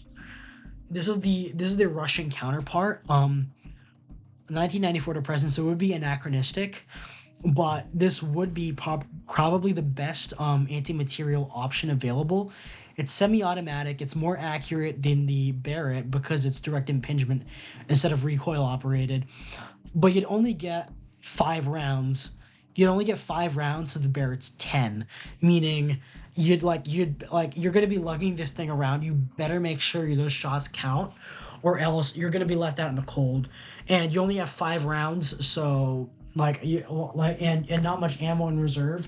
So once you're out of that, good luck to you. And I guess that the way I play that, I showed off the RMB 93, which is like this really funky Russian shotgun earlier, which is the like you pump it forward and it has the ejection port on. Hold on, let me look it up again. I think we were talking with Big Yike. RMB 93. Yeah, this guy. You have to unfold it. I think it's like an Ithaka 37 but upside down. It's really funky, it's really weird. The magazine tube is on top, the barrel's on the bottom. You would have lower recoil, like this would be the lowest recoil gun of the shotguns, but it would also be, I guess, it would have a faster pump, but you'd get less I guess it would be hard to load because on the top you'd have to unfold the stock and everything, or you have to remove the stock in order to load it. Oh, next 1045, yeah. I guess again as a staple of the 90s, the SPAS 12, half of it because it was in the previous Black Ops game, but also because of Cold War. It would be also because of Cold War because that was in Cold War as well. Where's the shotguns? The SPAS 12, the Gallo SA 12, and semi-auto only. This would be, I guess, one of the more powerful shotguns available on order, the most powerful of the 12 gauge ones because of the longer barrel, but it wouldn't be accurate because of the really bad stock. It would have the lowest accuracy of the shotguns, and you would have to it would have the lowest accuracy. It would have the lowest recoil, but it also have the lowest accuracy because you're basically firing from the hip unless you're shouldering it. The Remington 1110 would be an alternative.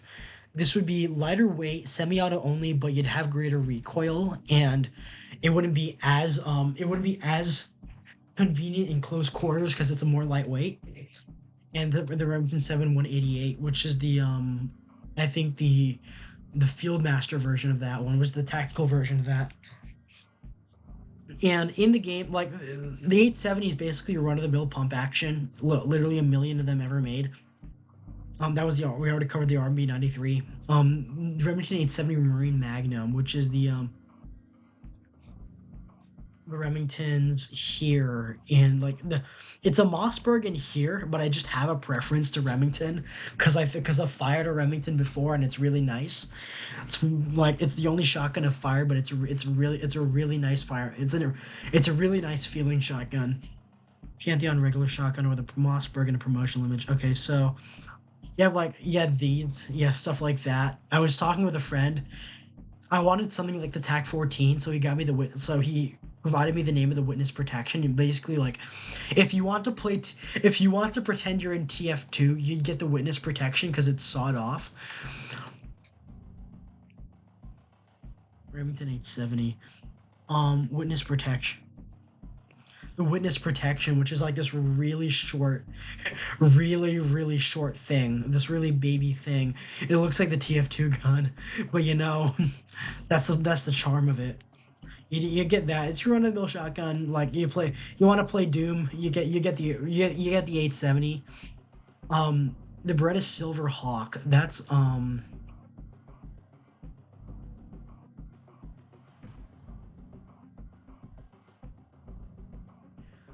Beretta Silver Hawk, which would be, I don't think, like it goes in with Black Ops' tradition of including double-barreled shotguns, and I included it in 10 gauge. In 10 gauge because to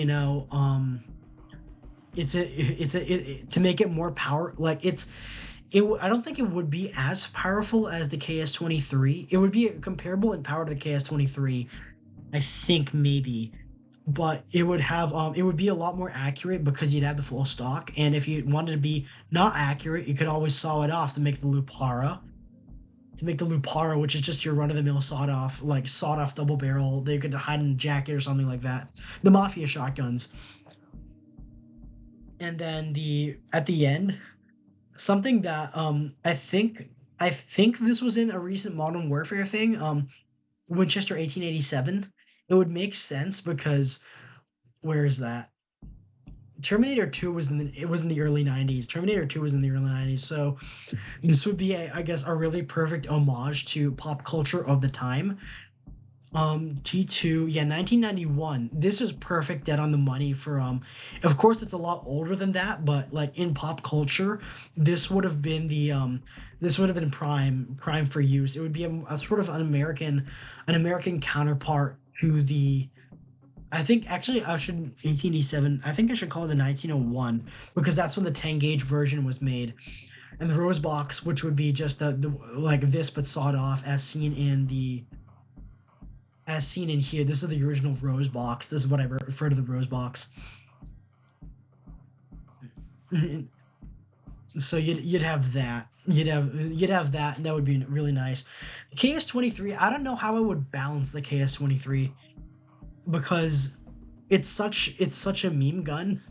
Like you'd only get 3+1. You have a very limited capacity, and the recoil would be so immense that it just wouldn't be fun. Like if it was real life, it wouldn't be fun to use. It wouldn't be fun to use, but I guess like if you wanted a meme gun, then you would get the KS23. I know it was in the original Black Ops 1 that the KS23 was available. Hold on, where's that? Yeah, the KS23. It holds more rounds. Three in the tube mag, one in the chamber for some reason. So you'd only get 4 rounds. You would be able to ghost load in my idealized version of COD. You would be able to ghost load, but you'd have these. You'd have a pair of KS23s and all that. Combat shotguns we already went over. The USAS 12 and the Saiga 12. Saiga 12 would be semi-auto only. The Saiga 12 would be like, yeah, the later version with the regular stock. These would be semi-auto only, but it would allow you a better use of the trigger. And the USAS 12. This was also a staple of the 90s, or the early 90s, so this would be pretty good this would be pretty good to include. And besides, it's already in the game. From what I remember, I'm just keeping with what's already in the game. The USAS 12 is in the game, so you have that, which is really cool. It is really cool. I like it a lot. I know Brolime. I've seen Brolime use this in his Black Ops Zombie streams, which is nice. The LMGs. So I pick going back to the original Modern Warfare, and the yeah, you have the PU-21, which is already in. Where is that? The PU-21. You have the PU-21, which is already in the game. Yeah, like which this is a really cool prototype that I think actually I say the FN Mini-Me. I'm just gonna replace it with the M2 because both of these, both the PU-21 and the M249 saw would be able to take regular box magazines, allowing you to use it as like an automatic rifle instead of like an in-place support weapon. The RPD is basically a staple of where's the original Black Ops. Looking for the RPK. No, I'm looking for the RPD. I know the RPD was in the original Modern Warfare, from what I remember. RPD, yeah, it was in Cold War, so you get that. So you get that back from Cold War. You get the M60, which actually no, you get the Ultimax 100, which is also already in the game. So I didn't have to change too many things. I just got rid of this because as much as I like the AR-10, this shouldn't be around. This is like too. It's too weird. It's like I like weird, but this is too weird. This is out of place for a not for a COD set in the 90s. This would be out of place. As much as cool as it looks, it wouldn't be a good fit aesthetically. I don't know why they included it, but I guess they just felt the need. FN Mag 58 is basically the FN Mag, which I kept. Ultimax 100 Mark III. This I include as well. This I included as well because it's a really nice LMG. It should come standard with the 100 round drum. It's a really pretty light automatic rifle. And you have the set me a mil- and speaking of those, also do get the RPD, the RPK that I included as variants, the AK, and the Colt automatic rifle that you get from the Colt automatic rifle that you get from the M16. Where is that? The Colt automatic rifle.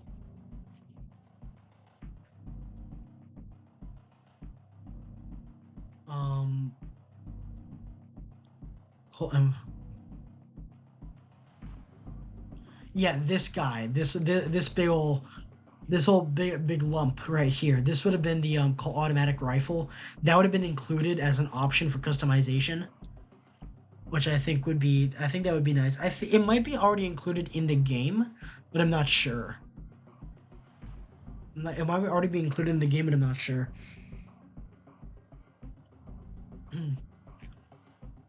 And we're nearing the end of the list. Don't worry. I have like I have other tangents to go on. I could go on for another hour. I think mediums. I think yeah. We could go for 2 hours. I think we could go for 2 hours. Medium MGs. And the heavy MGs. And the semi a melee, which I decided to add because I know that was in previous COD games. Hold on, was it in Cold War? No, it wasn't. Set me. Yeah, it wasn't. It wasn't Cold War. So I'm basically bringing back like the hits that Cold War did. The Cold War did do well. Hold on, is that a G Shock? That I know this is a gun stream, but I'm talking about like watches. Like is a gun topic, but I've been like on a watch thing recently. When was G Shock created?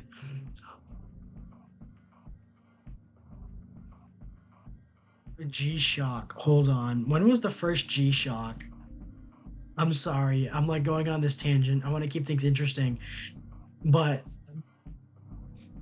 hold okay, so when history visit the playground in 1985. So okay, so a G Shocks did exist back then. So it's not too out of place. I thought it was weird that a character in the 80s was using a G-Shock. Was using a G-Shock on the inside of the wrist, no less. The backside of the box magazine isn't depicted here. Okay, so you'd have to send me a melee. Medium MGs, you have the PKM, you'd have the M60E4, and you have the FN Mag. To pair with the melee, I included the MG3. That's been in previous CODs before, as like, especially if you know the MG42, it's basically just the MG3 in 308, so you have that selection going on. And not too much to speak of, just the DSHK and the Browning M2 for the Soviets and NATO, for the Iraqis and the NATO forces, as well as the. Hold on, I have to like, I have to keep quiet a little bit.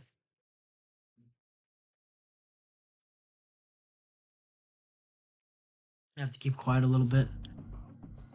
You have that for NATO, and you have like something I did change was the M79 included. Hold on, which ones do have in the original in the current Black Ops build and for the launchers? Archangel launcher, the LMT M203. So you have that for the launcher.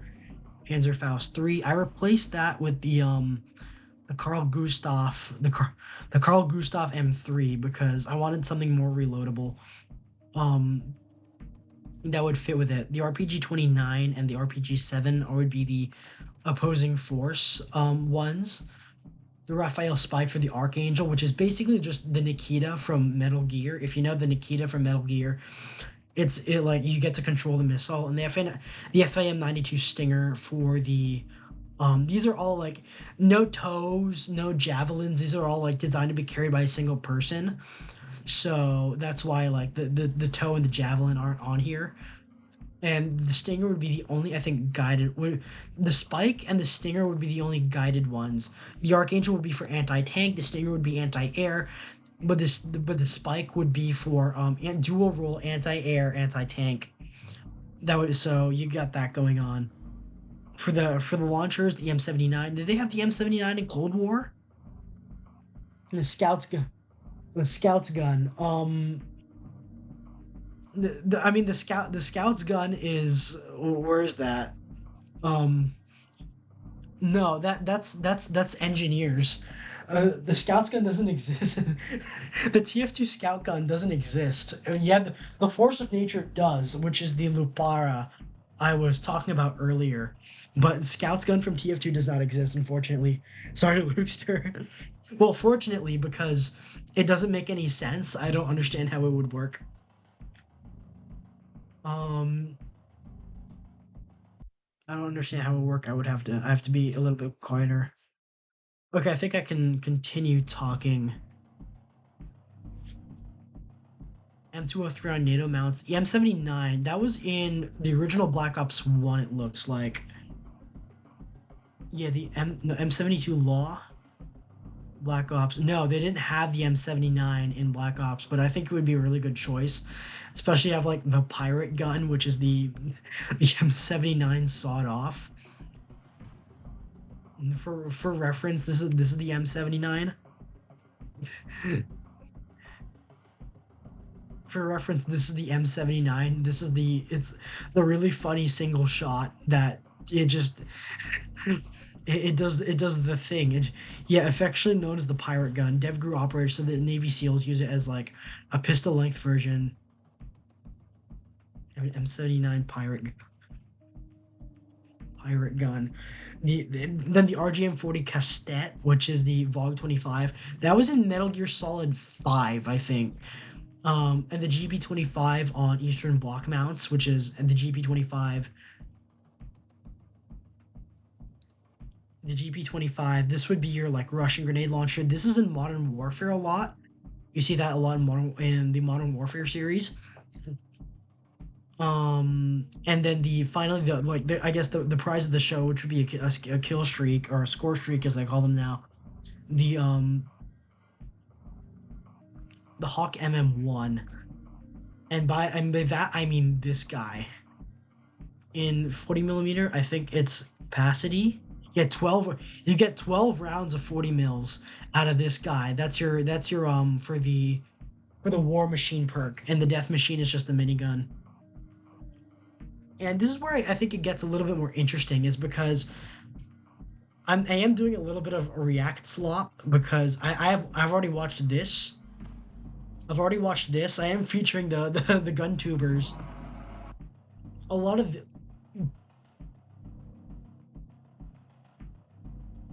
I am featuring the gun. Let me pause the BGM a little bit.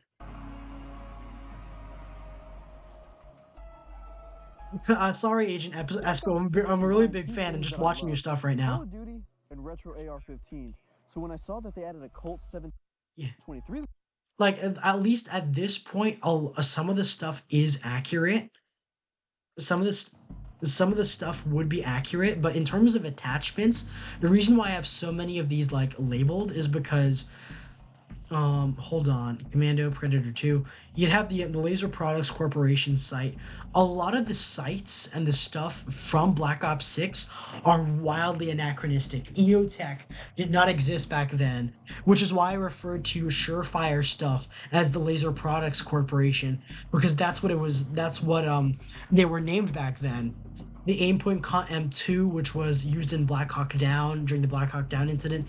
The Elbit Falcon, where's that? Rambo 3.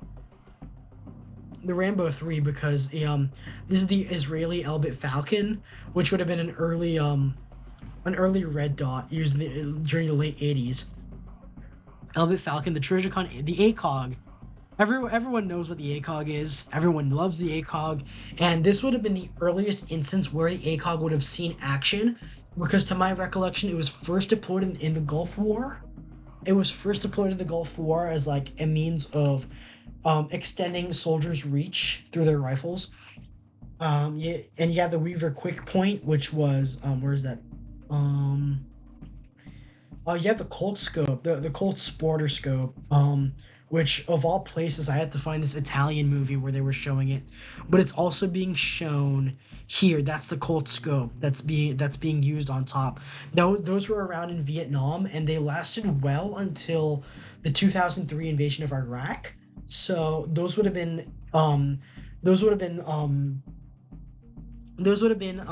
is it?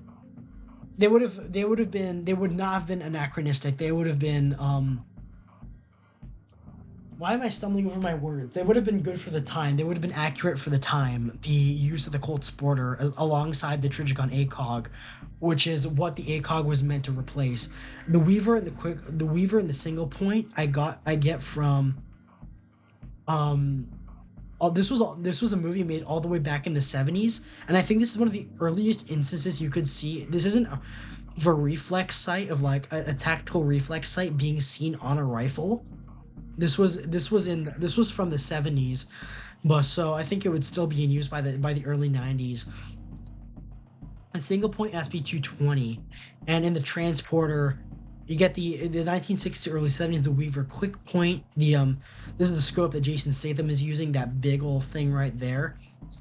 I think they like moving away from they would have moved into the tactical blocks from the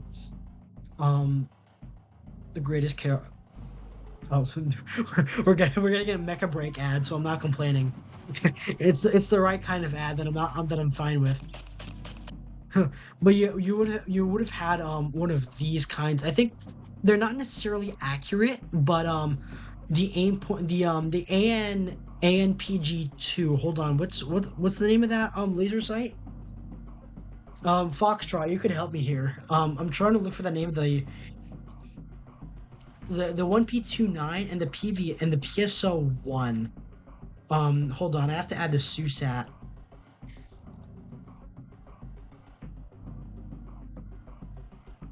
The PSO the SUSAT analog scope.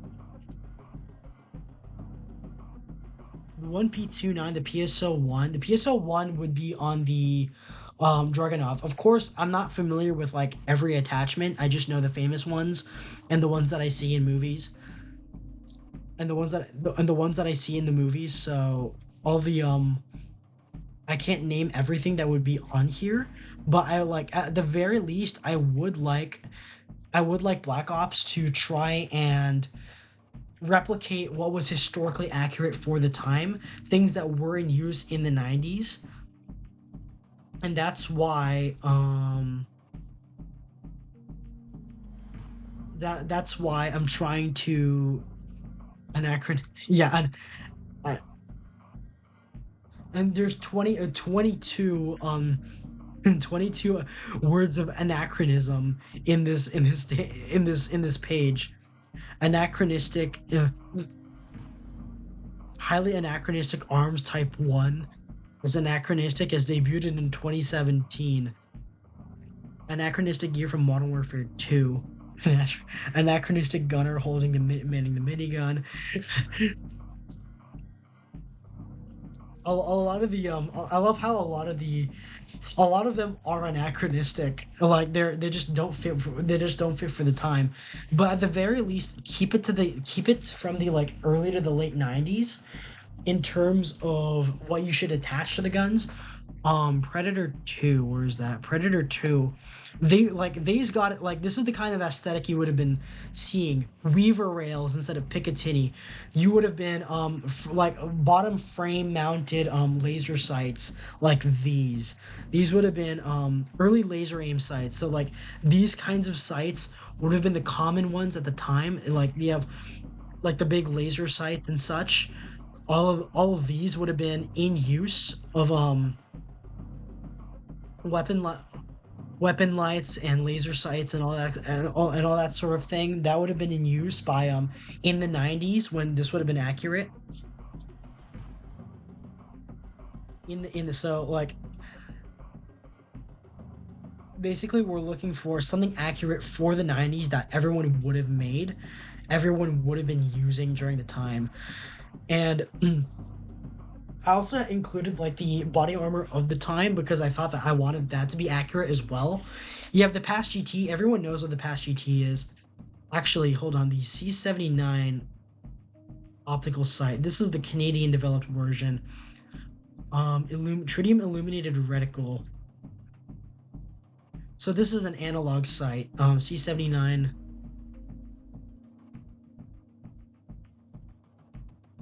C79 analog scope, which is an alternative. Ranger body armor, SUSAT. We got rid of that. We got rid of that. I remember Oxide's video on this one. This would have been another one that he made was these body armor tests of Soviet body armor of the time that Russian soldiers would have been wearing, and I think would have been a good fit for it would have been a good fit for like the armor in the 90s. Hold on. Soviet 6B3 is 6B5 body armor. This is 6B5 body armor. Past GT 6B5, the polyethylene helmets, like this sort of. I know Oxide did some pretty good videos in his time. And I do like. Hold on. Another one is The hostile nation is using a heavily fortified oil. Is the platform laser in a sights staging from area to his conduct their review operations here. against the international community. It's up to. They brought contained air so they could keep while wearing. And like this is, in my opinion, like speaking of Pantheon, because for the uninitiated, you were talking about the shotgun. I was talking about the engineer's gun. In terms of like, I think I should bring up because a lot of like Pantheon in Black Ops 6, like for those who haven't seen it, Captain Crunch, Pantheon. This is what Pantheon looks like. They're basically XOF, but like mhm. they're all an X they're all XOF. They're an XP of XOF in a way. They're like a rogue CIA faction, like these NATO glowy death squads that you have to fight against. And it's interesting because they wear like almost the same stuff as XOF from Metal Gear Solid 5. They look like XOF from Metal Gear Solid 5. I think XOF looks better than Pantheon, but it's so interesting how they share a lot of the same aesthetics. Overall, I've noticed before that Metal Gear and Call of Duty have a lot of the same aesthetics. Like when it comes to the Black Ops series specifically, Black Ops 1 looked a lot like Metal Gear Solid 3. Modern Warfare looked a lot like Metal Gear Solid 4. Um 1 and 2 were their own thing. A lot of the Call of Duties are like the earlier World War II set Call of Duties are their own thing. But a lot of the Metal Gear Solid 3, 4, and 5 like felt very COD, and the origin and the Black Ops series in general feels very Metal Gear in this sort of military science fiction slash espionage fiction setting where it's not necessarily accurate to real espionage, but but it seeks to explore an adventure story through the lens of the time period. XOF, but shit, yeah, XOF from Temu, XOF from fucking this is XOF from Alibaba. That's what Pantheon is, but I think it is interesting how like basically copying XOFs. Systems. The MAC-10, while resembling the in-game SMG more than many others, shoots at a rate that makes shooting full auto virtually impossible, and why XOFs blaze their weapons out this far. I know it's because of the masks they wear, but I'm trying to get Motorola handhelds. I'm trying to get the laser sight that Oxide is using on his Mac 10, because that would be a really really good addition for stuff that would have been available during the 90s for like Black Ops operators to use. Additional loadout does have its quirks, and is Yeah, it looks like Pantheon. It's Pantheon is just discount XOF. When a lot of it didn't exist at the time. The Spy, a combat vehicle crewman helmet, Kevlar's helmets. XOF will liquidate a conversion system in use by XOF might be inspired visit board search and seizure. That would have been like carried by SEALs for breaches. With those two weird point 5-liter air system to myself, it seems. Hold on, let me let's listen to the video in full. Not in full, but like. Seems like the oxygen system in use by XOF might be inspired by the dew point cutting torch carried by SEALs for breaches. With those two weird points out of the way, we can talk about the rest of the gear. The uniform I used is a standard. You would be handled best with this exaggerated mask shooting position. Yeah, like that they call it gangster style, but it's to control the recoil. While resembling the in-game SMG more than many 10 minutes, does though Hold on, at there least it is. the gigantic old-school laser box that runs out battery every 10 minutes does help with the more comfortable hip firing. Virtually impossible for more than many option sisters. I'm trying to get the name of the laser sight that he was using, but I want this laser sight to be in Black Ops 6. That would have been very ideal if you could get the laser sight that he was using on the on his Mac 10 to be in Black Ops. That would have been so pretty. And the body armor 6P5 redo Russian body armor test. I think this is the modern body armor, so this wouldn't CSN FSB. I think these weren't around during the 90s. I'm not entirely sure, but I think like the Soviet and the past GT kinds of body armor would have been and was something I do find interesting is talking about the 90s is this is gonna be a bit controversial. We're gonna get a bit spicy. Larry Phillips Jr. The North Hollywood Shootout. If you're familiar with these two guys from they were inspired by Heat. They were inspired by Heat to do to rob a bank, and that has like weapons and armor. It was speculated Phillips.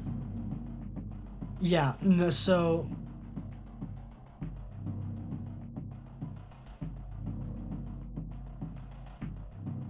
Larry Phillips Jr. armor. So the Juggernaut armor that Pantheon is wearing is actually historically accurate. This is what Larry Phillips Jr. was wearing when he robbed the bank. He was basically in full Juggernaut regalia. This is what he was wearing.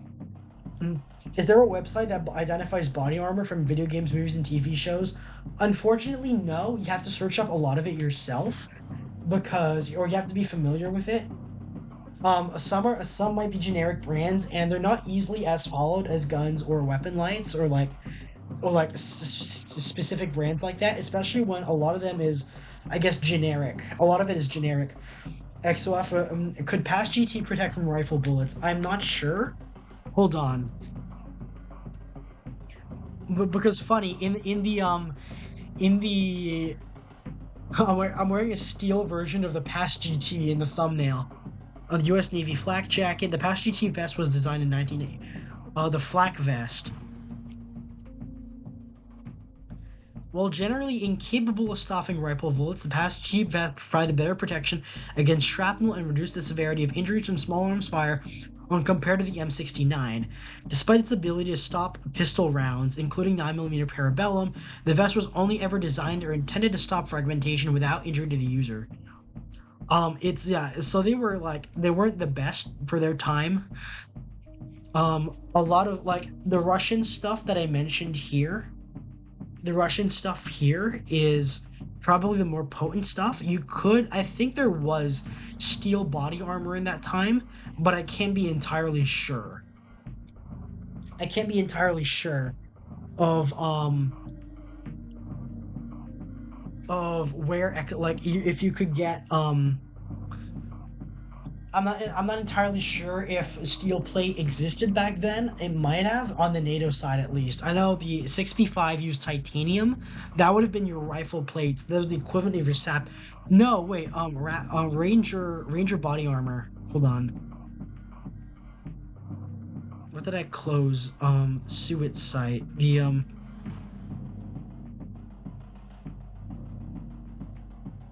This was the Suet site. This is for the FAL. This Suet analog scope. Suet analog scope. Body armor patch GT 6B5. I forgot about that almost.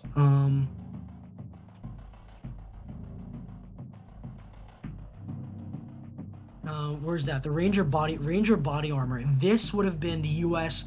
equivalent to 6B5. Ranger body armor is a U.S. military issued ballistic vest that was used chiefly by the U.S. Army Rangers in the 1990s and 2000s. This would have been the plates that you're stuffing down the front of your shirt. It's like, how do you do that in the middle of a firefight? I don't know. You'd just be putting on a vest, but this would have been the Ranger body armor.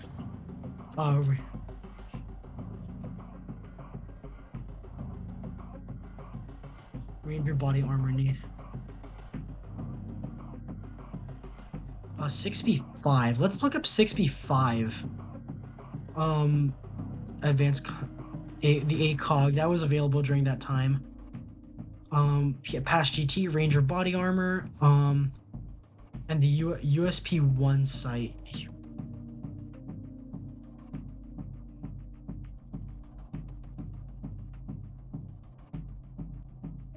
USP1 analog scope, not to be or the 1P29. Hold on, I already included the 1P29, so I don't have to include that one. But the Ranger body armor, you have patch GT for NATO, you have the Ranger body armor for NATO. Kill.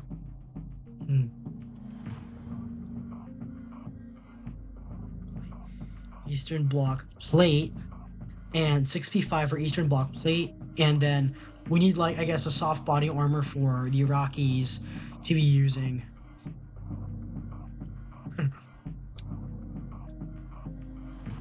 The North Hollywood.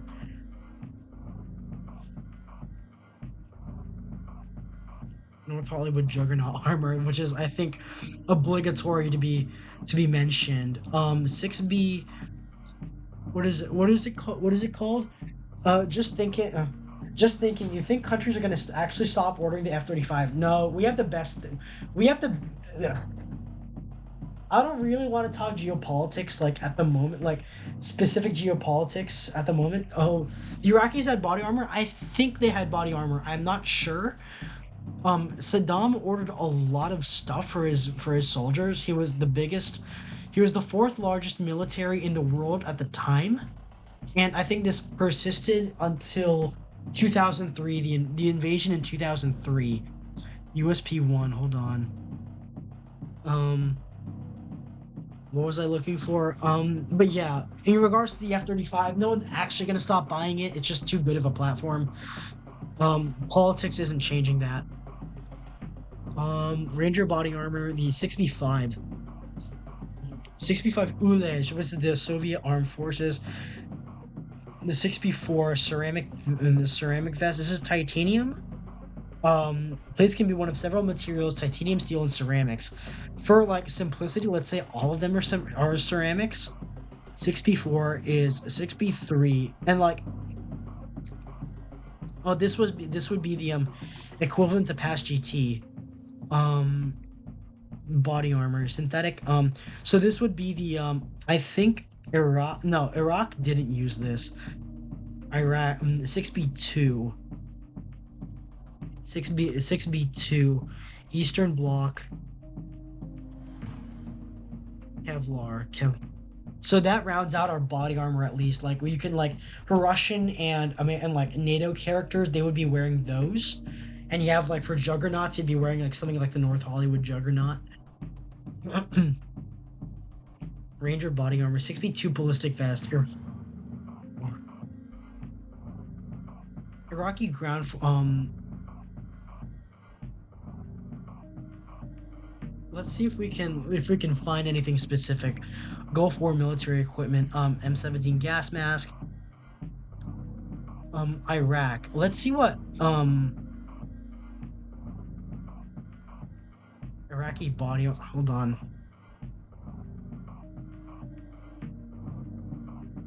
Did they have body armor in the Gulf War? I mean, I'm pretty sure they did. DPM vests. So they did. Well, they had. This is the 2003 invasion.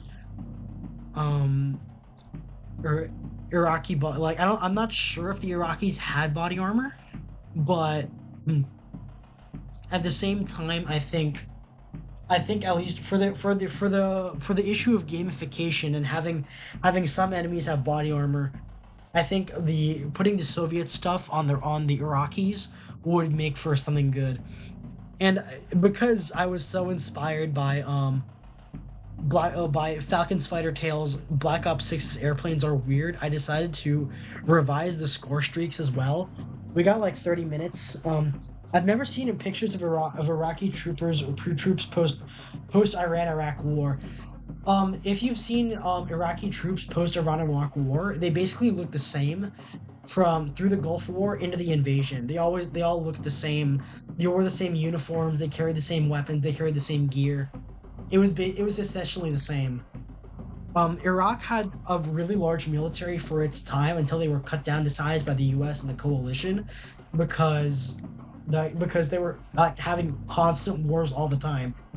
Like it on paper, it was strong because like kind of like with North Korea, it was on paper strong, but it doesn't have the best equipment, and they didn't put too much of a fight because not all of them were the best trained. But anyway, so with the score streaks, hold on. I want to cover the score streaks as well.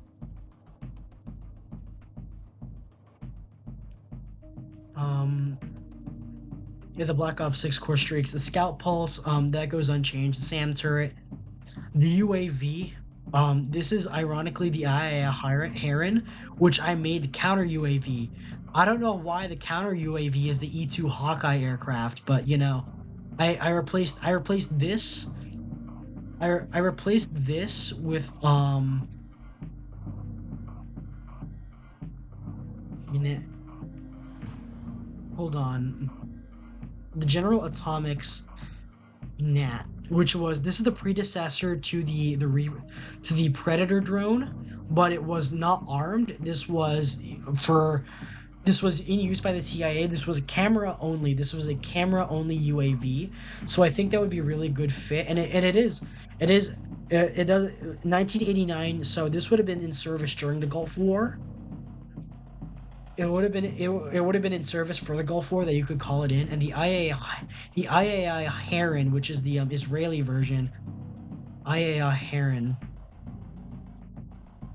that would have been the counter UAV, which is seen as the UAV in this one. Is that an electronic jammer? But yeah, Archangel launcher. Hold on, Archangel launcher. That's the Raphael Spike. The Archangel. Raphael Spike. I replaced it with this guy. This is the Raphael Spike remotely piloted I think command line of sight missile. That's the I replaced it with that. And the napalm strike because he specifically had an issue with the depiction of the A7 Corsairs seen Where is that? Where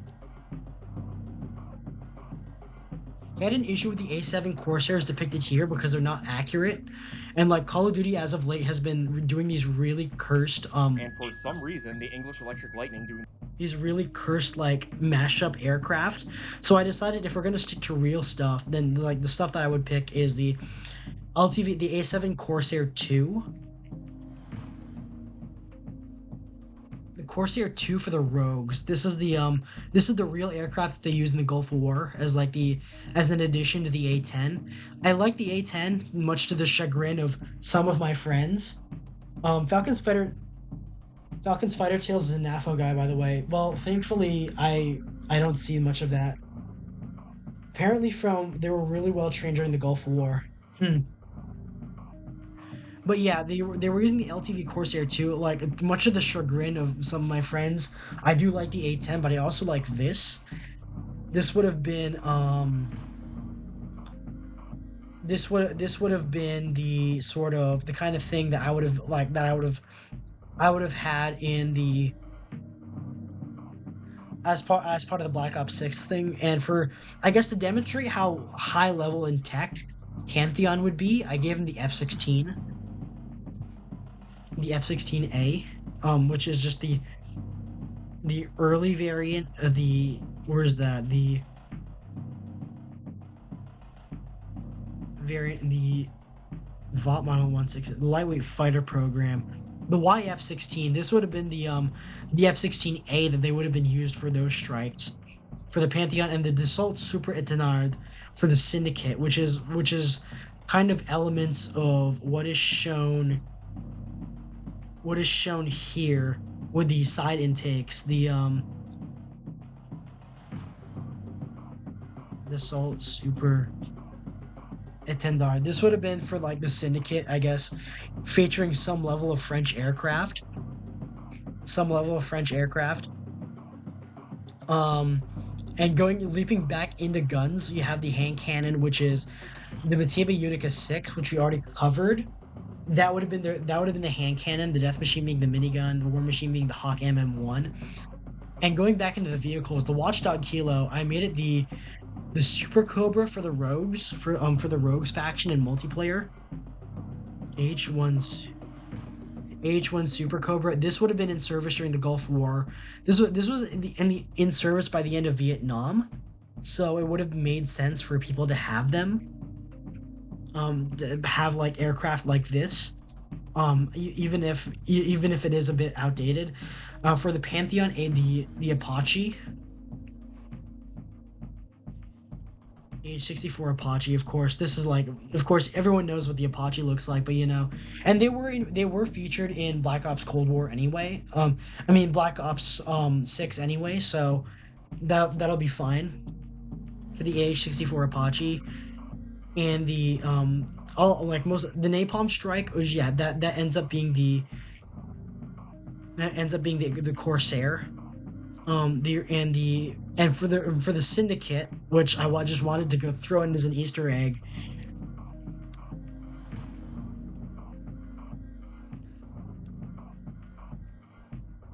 Eurocopter Tiger, which would have been, like, if you've seen GoldenEye, this is the helicopter from GoldenEye. So I think this would have been a perfect fit for like the shadowy stealth helicopter thing in a Call of Duty game, is featuring the Eurocopter Tiger, which is like, it's become so iconic for in popular culture. In GoldenEye has a starring role in the Bond film GoldenEye, so that's I think it would be a really nice addition for us for a COD game set in the 90s.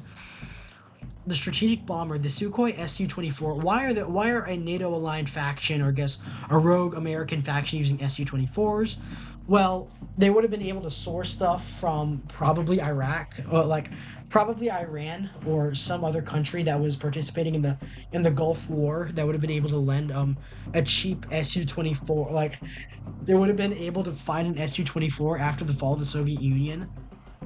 So for the uninitiated, the Su-24 is basically the Russian knockoff of the F-111B Aardvark. This is still in use. these guys. You know what these are. It's being replaced by the Su-34 at the moment, but these are still in use. Yeah, it's the variable sweep wing, and the F-117 Nighthawk, which is the cannon version of the strategic bomber, the F-117 Nighthawk.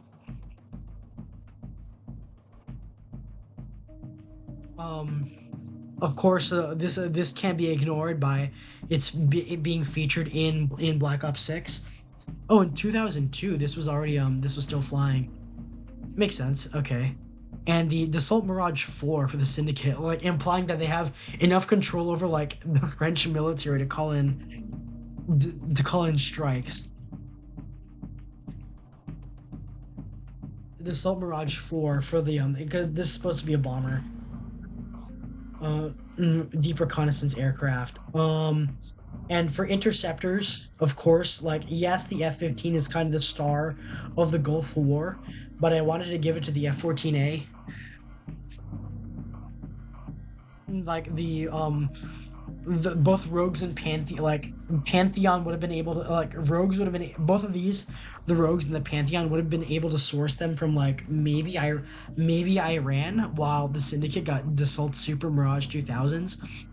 I just like the F-14 and I wish it's featured more. It's a pretty plane. It's a pretty aircraft. I've already done a stream entirely dedicated to the F-14 with my friend Fox, so that's nice. And for the Syndicate, you get the Super Mirage 4000. The Dassault Mirage. This was only a prototype, but I just wanted to feature it because, one, I wanted them to have like twin engine design, and two, I think it's a very pretty aircraft. Major, like, this, like, the French make really beautiful stuff. French make really beautiful aircraft, so I made that the Interceptors. Fighter jet squad, and they are using I think the Mirage 5 in the game. These are supposed to be Mirage 5s. Eliminating enemy air targets, the AGR, that goes unchanged. The War Machine is changed to the Hawk MM1. The Harp, I changed to the SR-91 Aurora, which that's technically already there. If you don't know this is what the Harp is based on. This is the artist's conception of the Aurora. This is the black triangle UFO that they included. It was like, it was a conspiracy theory in the time that this was the successor to the Blackbird. Like, and this is basically this aircraft, which was designed in like the late 80s, early 90s. Do you know, if you know the Dark Star from Dark Star from Top Gun, this is what it's based on. The Aurora, Aurora was simply a myth. Aurora, the funding for the B-2 bomber. Use a pursuit Black Project. So like you get that. So I think that's a really cool addition that they made in Black Ops. For the chopper gunner, that one was simple. You keep the UH-60 direct action penetrator for Pantheon, which they're already using in the game. The UH-1 Huey to get for that Vietnam feel, that like old Vietnam feel. The twin Huey, you get this one. This is an upgraded version of the Hueys used in Vietnam, and they were used by the Marines at the time, so that would have made sense. And the Eurocopter Dauphine for the Syndicate, the Eurocopter. Fun fact, this is my favorite helicopter, unironically. I like the Huey, it's very American, and I like some Russian helicopters, but this is such a pretty aircraft that I just like can't help but really appreciate the look of the Dauphine. This is what the Dauphine looks like. This is my favorite helicopter. And then this is for the Syndicate. For the I divided the gunship and the dreadnought into like these these two separate things, where the dreadnought, where the gunship is a lighter version of the dreadnought. It doesn't come with a big bomb. For the rogues, for like for the good guys, you get the Fairchild AC-119K. AC-119. It's these guys. It's these It's these big lumbering cargo aircraft from the Vietnam War. I was inspired to put that in because this is already a modified version of the C119. This is already a modified version of the twin boom C119. I decided to include it because it's such an underrated and pretty aircraft. It's a really good look. It's a really good looking plane overall. I really like it, so I decided to include it for the Rogues, and for the Pantheon and Syndicate, the Air Italia G222.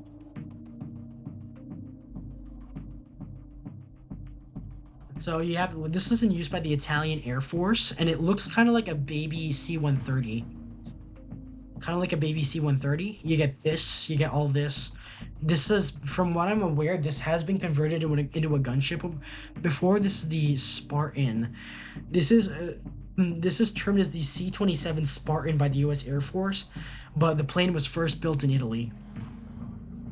So it makes sense for them to have like something a little bit more advanced. And the Dreadnought, which is just the AC-130, which is just the AC-130. You really can't take that away from Call of Duty.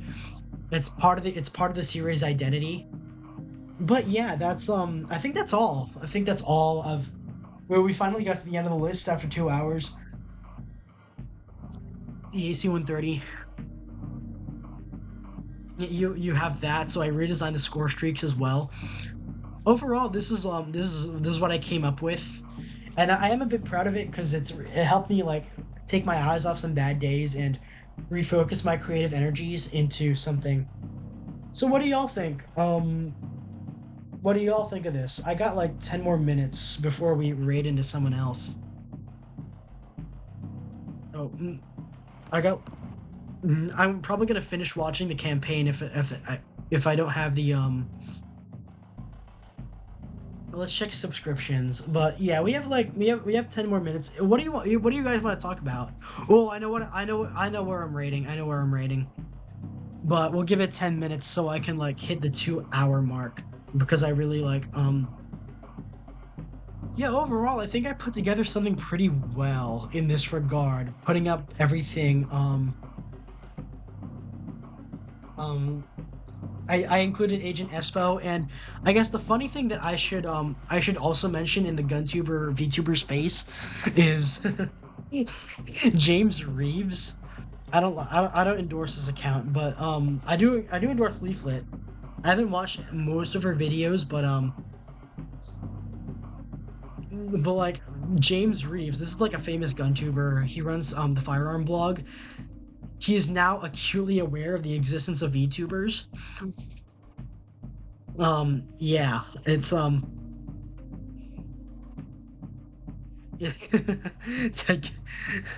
Ted Kaczynski is right, and the proof is an 8-minute long video of a 37-year-old man pretending to be a liquid anime girl. Hey Leaflet, I'm a product of MK Ultra, obviously. Weeb shit shall continue to spread until morale improves. You'll be a fan in no time. So, hi James. Hi, I'm the like, instead of being a 37-year-old man, I'm a 21-year-old man on the internet. On the internet, being an anime boy, reviewing guns. Hello. Hello, Mr. Reeves, and hi, admin results, my flesh Oshi. But yeah, I've been talking for a while. My voice is like shot. New VTuber is gonna steal Niji Sisters was his fully modeled Ikemen ass rigging and forcibly teach them to run build reels. I like tweeting this stuff because it's like, this is the intersection of my two interests.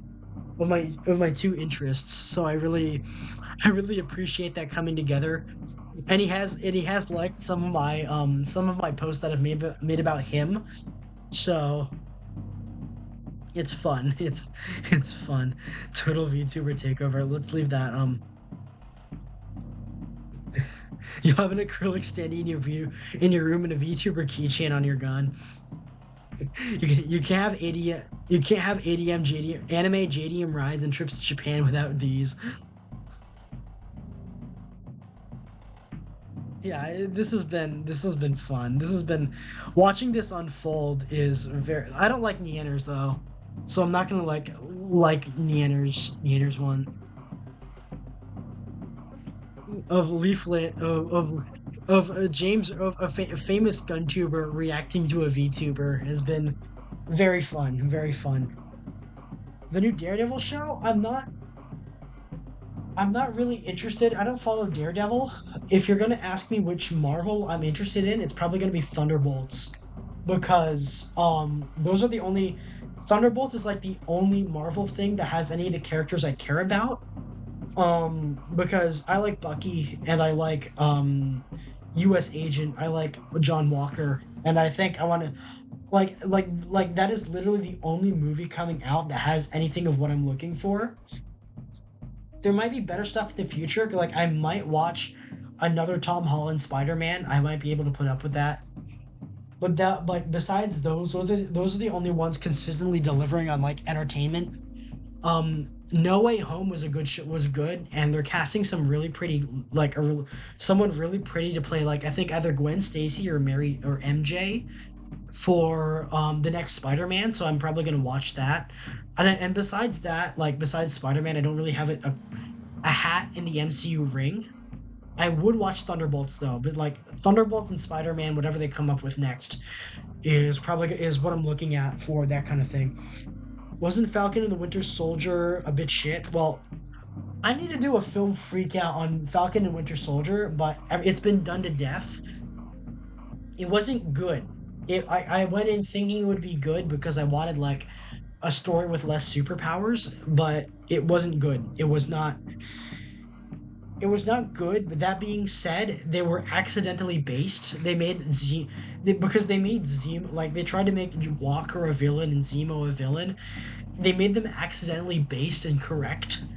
Like, and it instantly catapulted US Agent and Zemo into being possibly my favorite MCU characters, because I could finally understand who they were and I could finally relate to characters in the MCU that wasn't like pandering to people. Ironic because they're supposed to be the bad guys. Like they're basically the MCU is basically telling me you're the bad guy for sympathizing with them, but maybe you should have made them so sympathetic.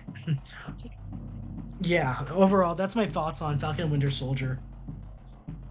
And I know Brave New World was really bad. The MCU Brave New World was really bad because it didn't make any sense, and I feel like I could have written a lot better of a script.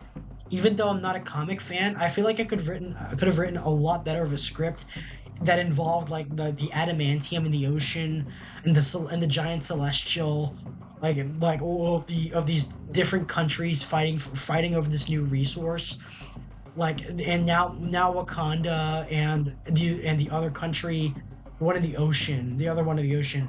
Now Wakanda and like the blue people don't have access to vibranium.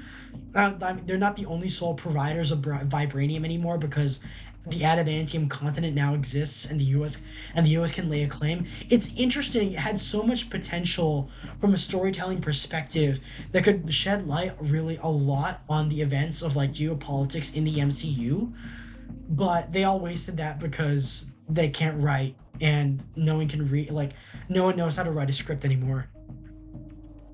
Why does Hollywood hate America? I don't understand. Well, yike, it's Hollywood. It's a symptom. You don't have to ask why. That would be a question. Like, why does Hollywood hate anything slightly right wing? Like, at least modern Hollywood. They make good.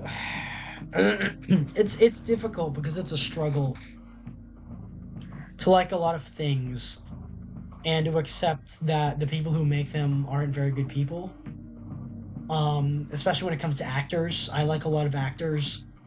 I like a lot of Hollywood stuff, but I don't like Hollywood itself because it is perhaps the dirtiest city in America. Like, it is mentally and spiritually the dirtiest city in American history, even more so than places like New York or Miami or Las Vegas. Hollywood is it's a cesspit. It really is. It's a cesspit with good ideas. You can't really why are these very very capitalistic, very exploitative and capitalistic people preaching about how communism is good? That's what Hollywood is. It's a land of juxtaposition. It's a land of like corporate clashing, and like where the hyper corporate meets the hyper leftist, and it's not kind to people like you or me. And despite my interest in being a director one day and being a writer or screenwriter, it is going to be an uphill battle, simply because Hollywood does not take lightly the people of my kinds of views or my kinds of attitudes towards politics, or maybe even life in general, or like the things that I prefer are gonna get me kicked out of a writer's room just because of the way that it is. That's how Hollywood is. That's an unfortunate part of life that we're gonna have to accept. I like movies. I will continue to like movies. I will continue to like games, video games, and like even books. Well, the book market has been like, okay, I haven't picked up and read a book for a long time. And I tune into writer YouTube and find out all these like the death of male fiction, or like men's fiction is upon us, and all that stuff that's occurring. And I want to take a step back. I want to listen to the people who are talking about that, though, and I want to take a step back and like re-examine everything, because I'm writing. I still continue to write even if I don't read as often or as much. And because most of the stuff I consume today are like nonfiction, or nonfiction through the screen. I want to pick up a book again. I want to read a book. I want to read a book again. But it's just part of life. It's just part of the things we have to do. Speaking of, you ever wonder why a promising actress or actor drops off the face of the earth? They said no. You catch my drift. Yeah, they said no to the Hollywood machine. They said no to the Epsteins and the Weinsteins and the Diddy's of the world, and like they stepped out of line. If they step out of they step out of line. You have people but you have people like Mel Gibson, or Zachary Levi, or Chris Pratt, who were they've been canceled a million times. They always find a way back. As bad as Hollywood is, there's always going to be a spot for good creators, and that's what I feel. Anyway, thank you, terrible artists. Thank you, Big Yike. Thank you, the Antioch fanboy. Thank you, Cielo Jose. Thank you, Foxtrot Sierra. Thank you, Lukester.